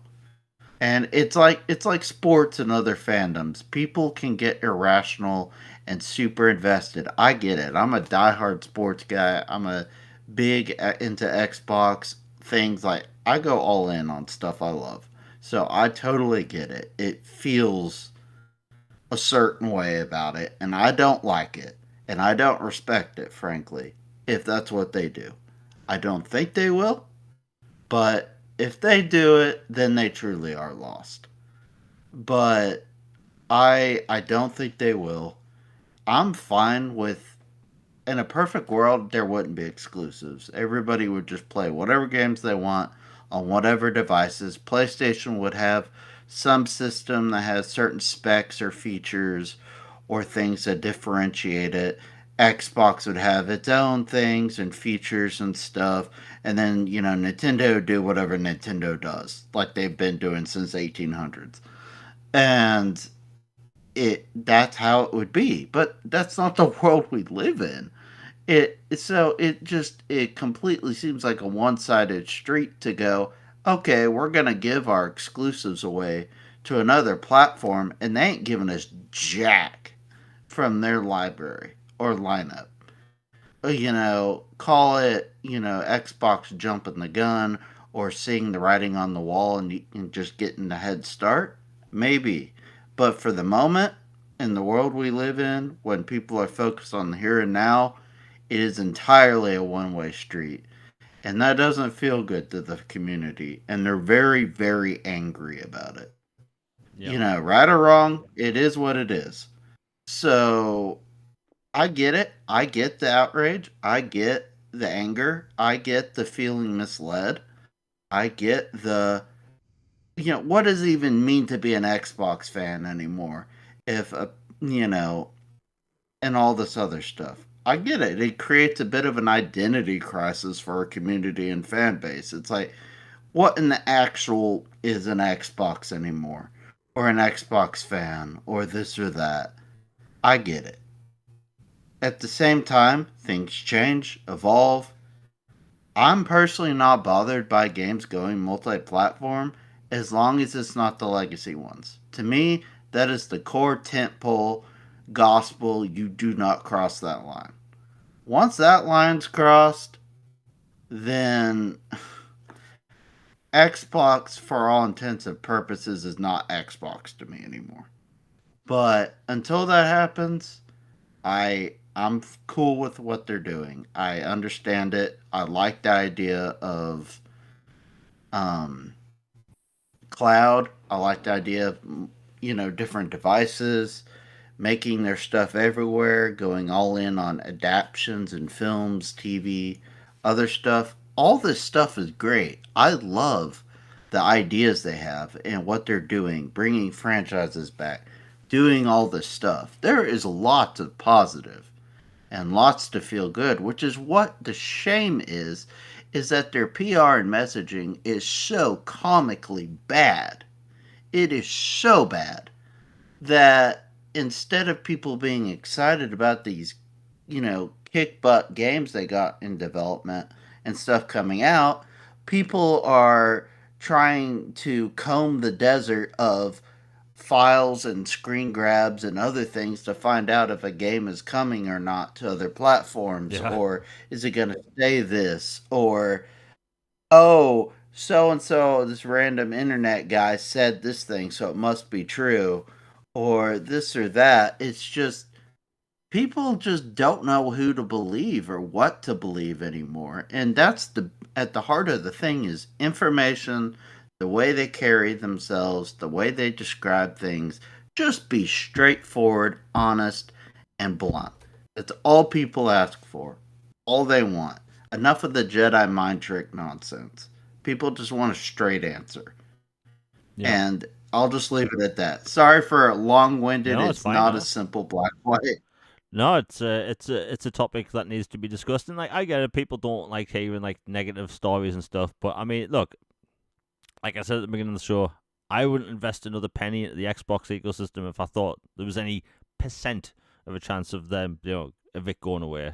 And like, look, this advice goes to Microsoft. Anyone from high up listens to this, which I know some people from Microsoft do. Um, you can't start off the new year in 2025 announcing multi-platform games. You just can't do it.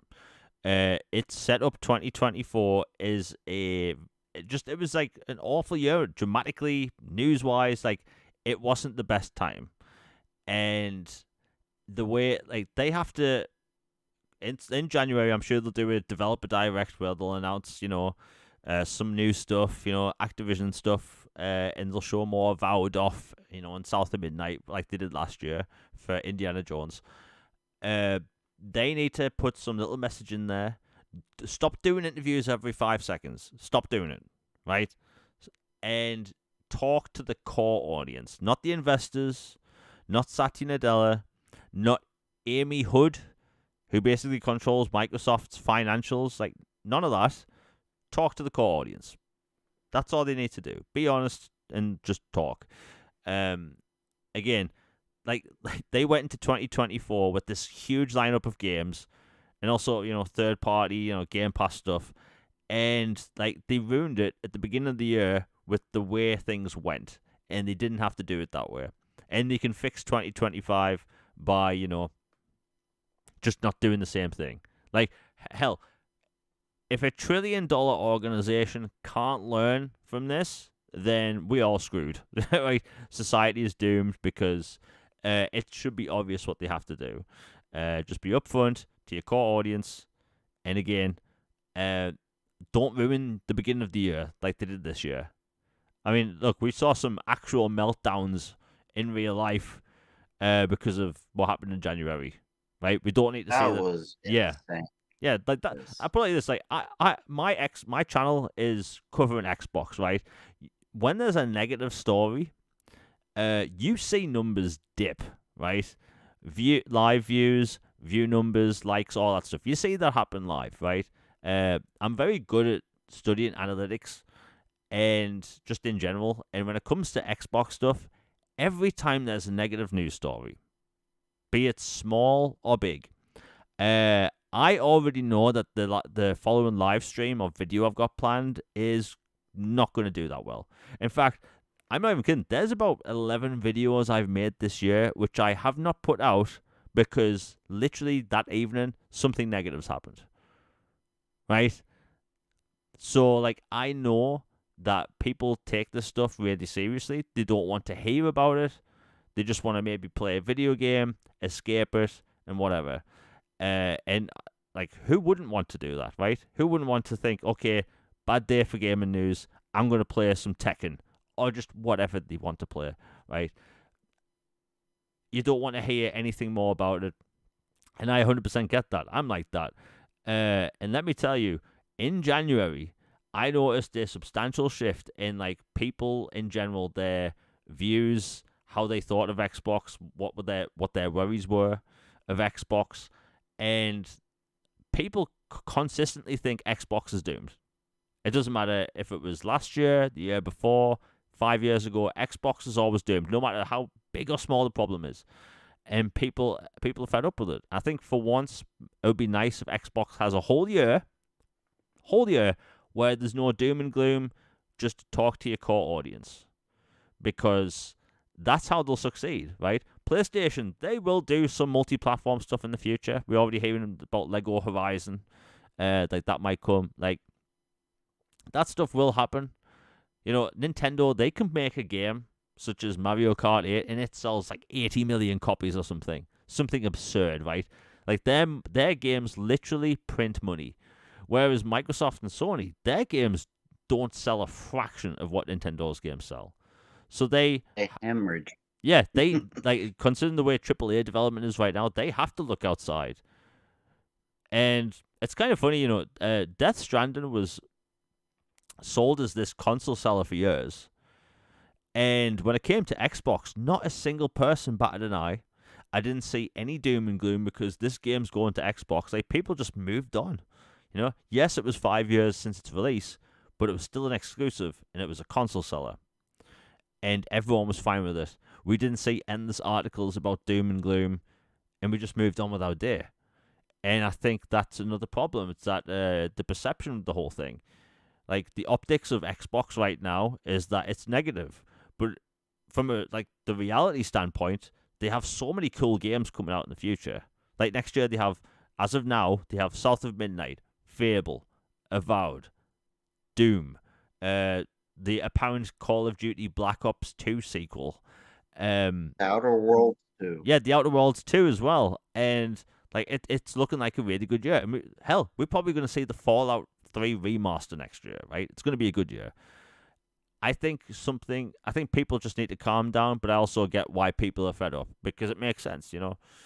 And like again, one of the main reasons I haven't talked about this on Twitter is because like no matter what I write, people are gonna pick fault with it, right?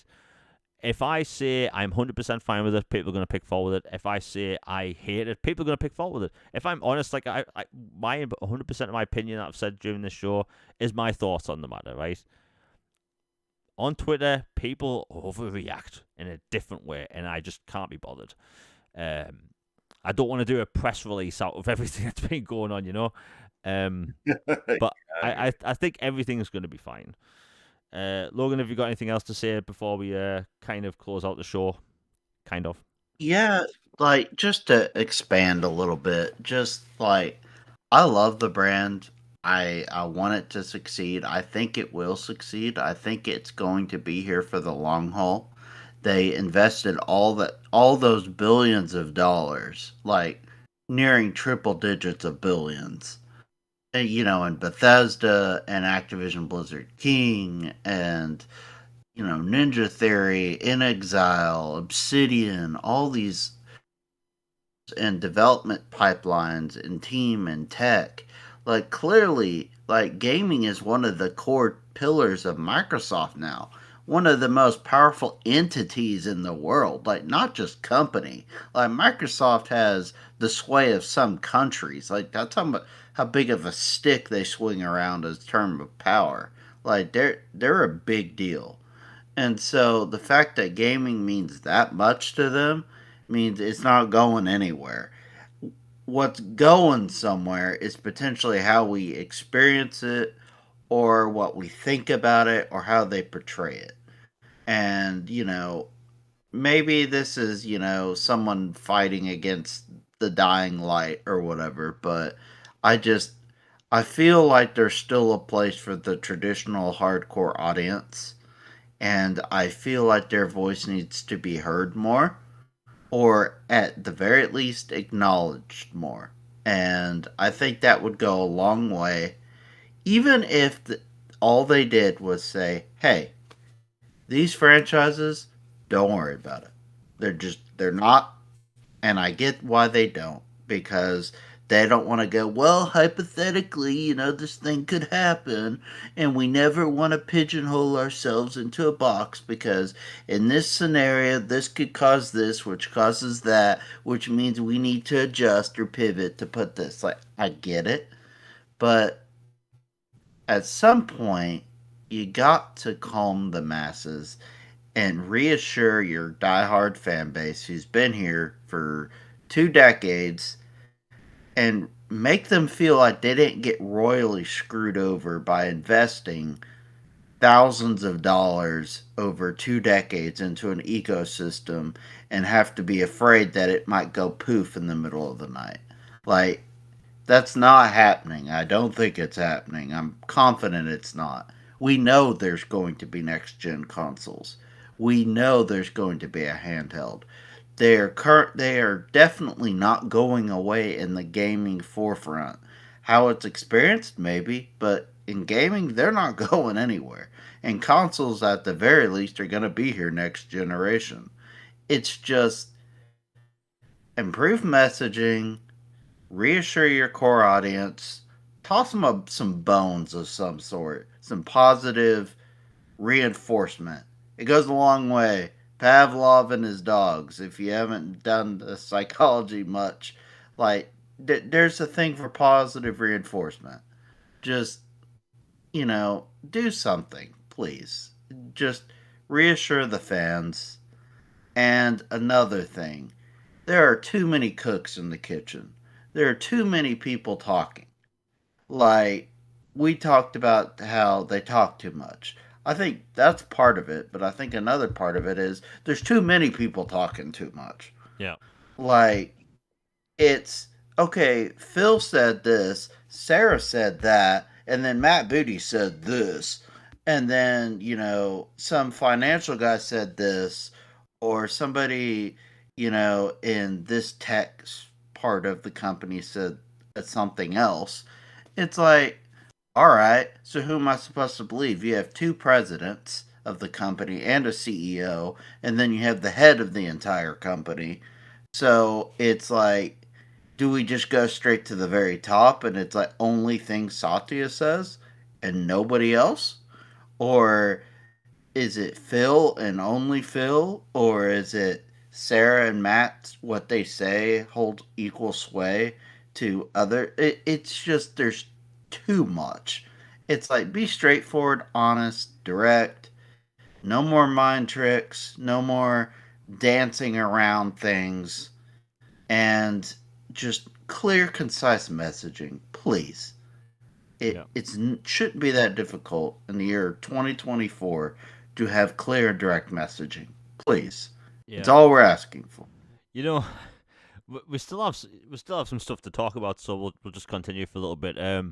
I was going to mention this before, but I left two games off the list, but Crimson Desert was shown at the Game Awards, and I've been yapping on social media since 2019 about this game, and it is a phenomenal looking RPG. It's made by the same developers as Black Desert Online, but this is a full-on single-player RPG, and it's got a continent. They keep saying continent when it comes to its map, and it just looks impressive. Right, it's got dragon riding. There's blimps. They basically have every game mechanic you've seen in either Red Dead Redemption, Skyrim, Witcher 3, and Tears of the Kingdom. Right, all rolled into one game. It's an ambitious game. And for years, they've never gave us a single release window. They've never gave us the month, quarter, year, nothing. And they finally came out and said late 2025. So it's good to know we'll be having this massive fantasy RPG coming out next year. And God help me, please don't move out of next year. Like, I've been literally posting about Crimson Desert for 6 years, well, 5 years. It feels like it's been going on too long, but yeah, it looks fantastic. And we have another super chat by Nick Wendland. Thank you very much for the $5. He says, you forgot about Intergalactic. I know it's an Xbox podcast, but looks like a cool new IP for Sony. Yeah, I like the look of it. I mean, I talk about sci-fi all the time and how we don't have enough. I like the look of it. Like, it's got... by the way, a bit of a... Maybe it's because I'm British. I don't like the fact that people are calling that song in the trailer the Intergalactic song. It's by the Pet Shop Boys, right? The Pet Shop Boys are a bloody household name in the UK, right? It's a Sin has been that they still play that in bars, right?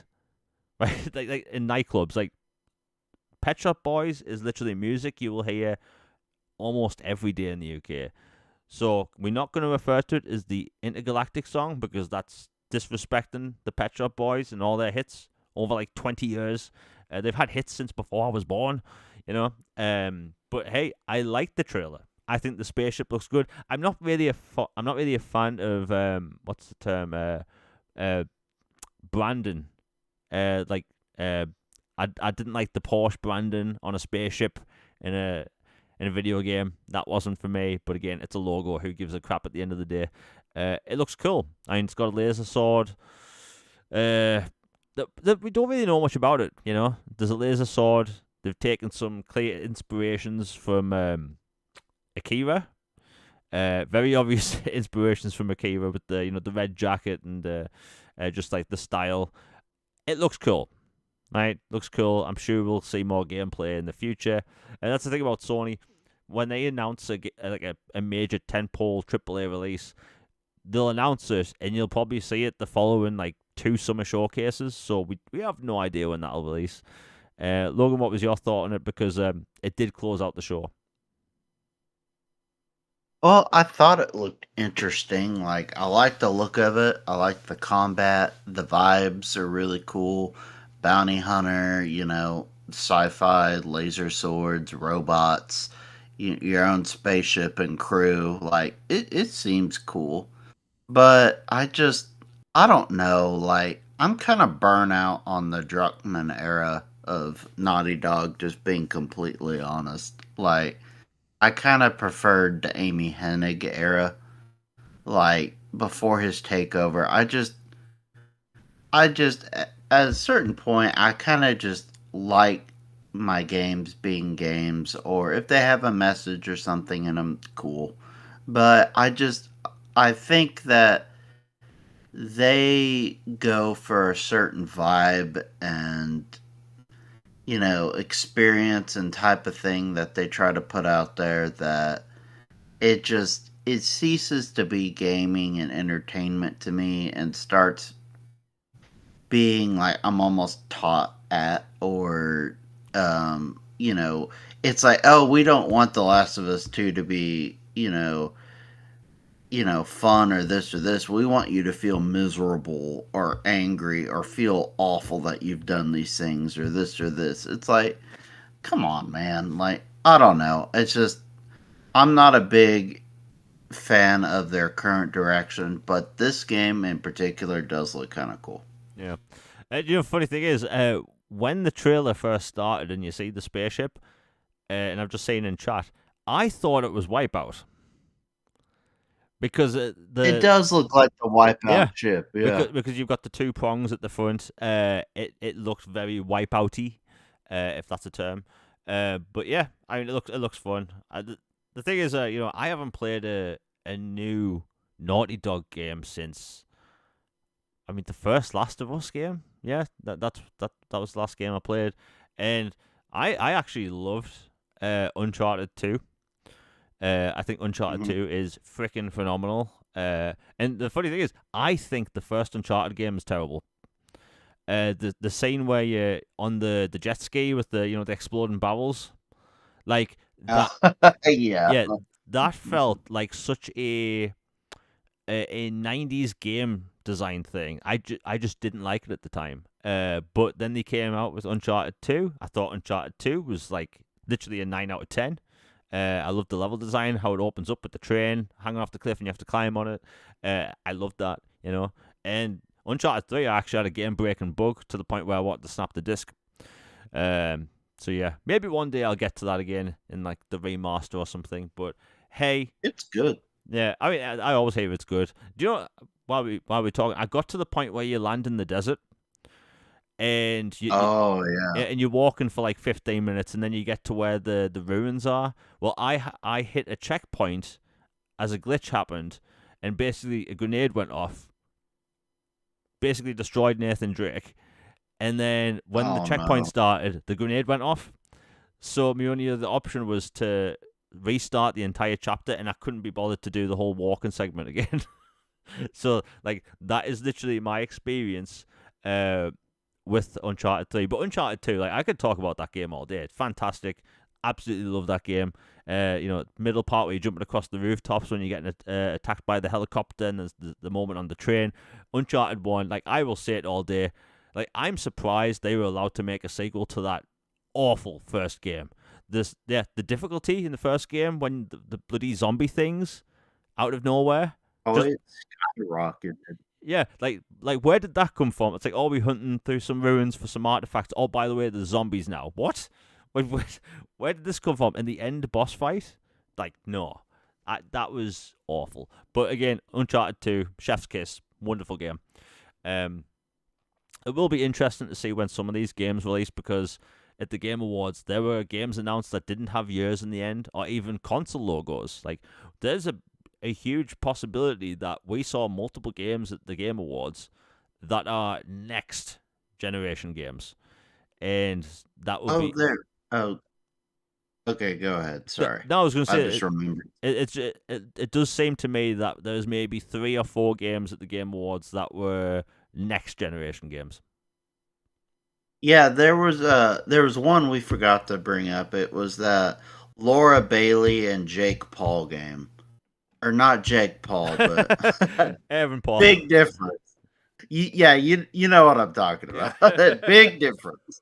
That'd be hilarious. The streamer game, Oh, God. but no, their game, which is a narrative focused game, looks really really good, and I think that'll come to Xbox as well. I can't remember the title of it, but yeah, Laura Bailey and Paul.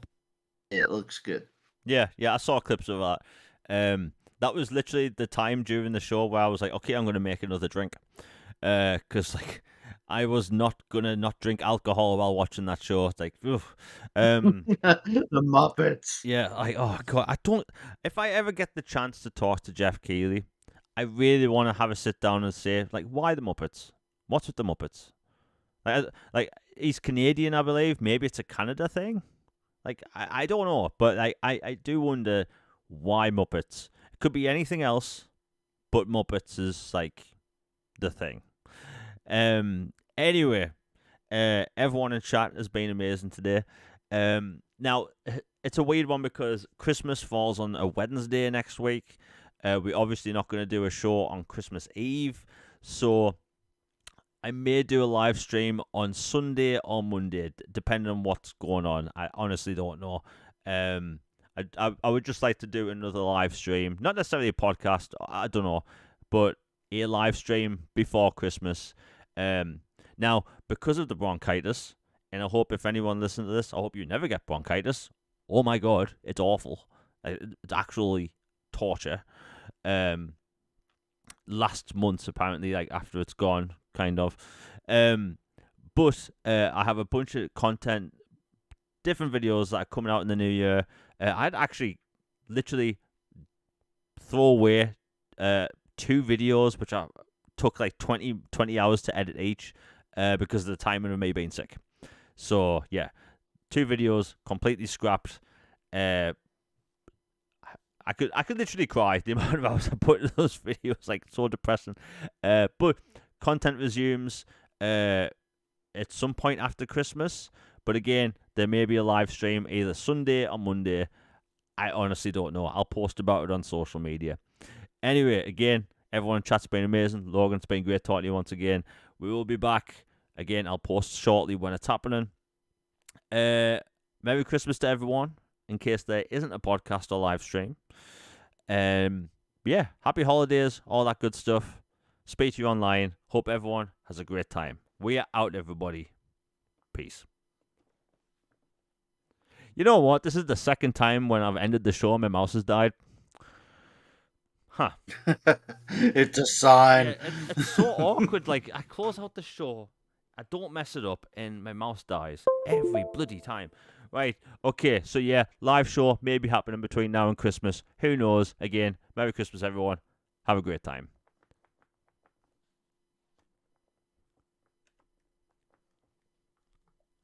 It's still not working. Okay. My mouse has crapped the bed. Jeez. He's what? for real. We're leaving this time. Yeah. We're done. Okay, right. Happy holidays, everyone. My God, my mouse literally had to shit the bed.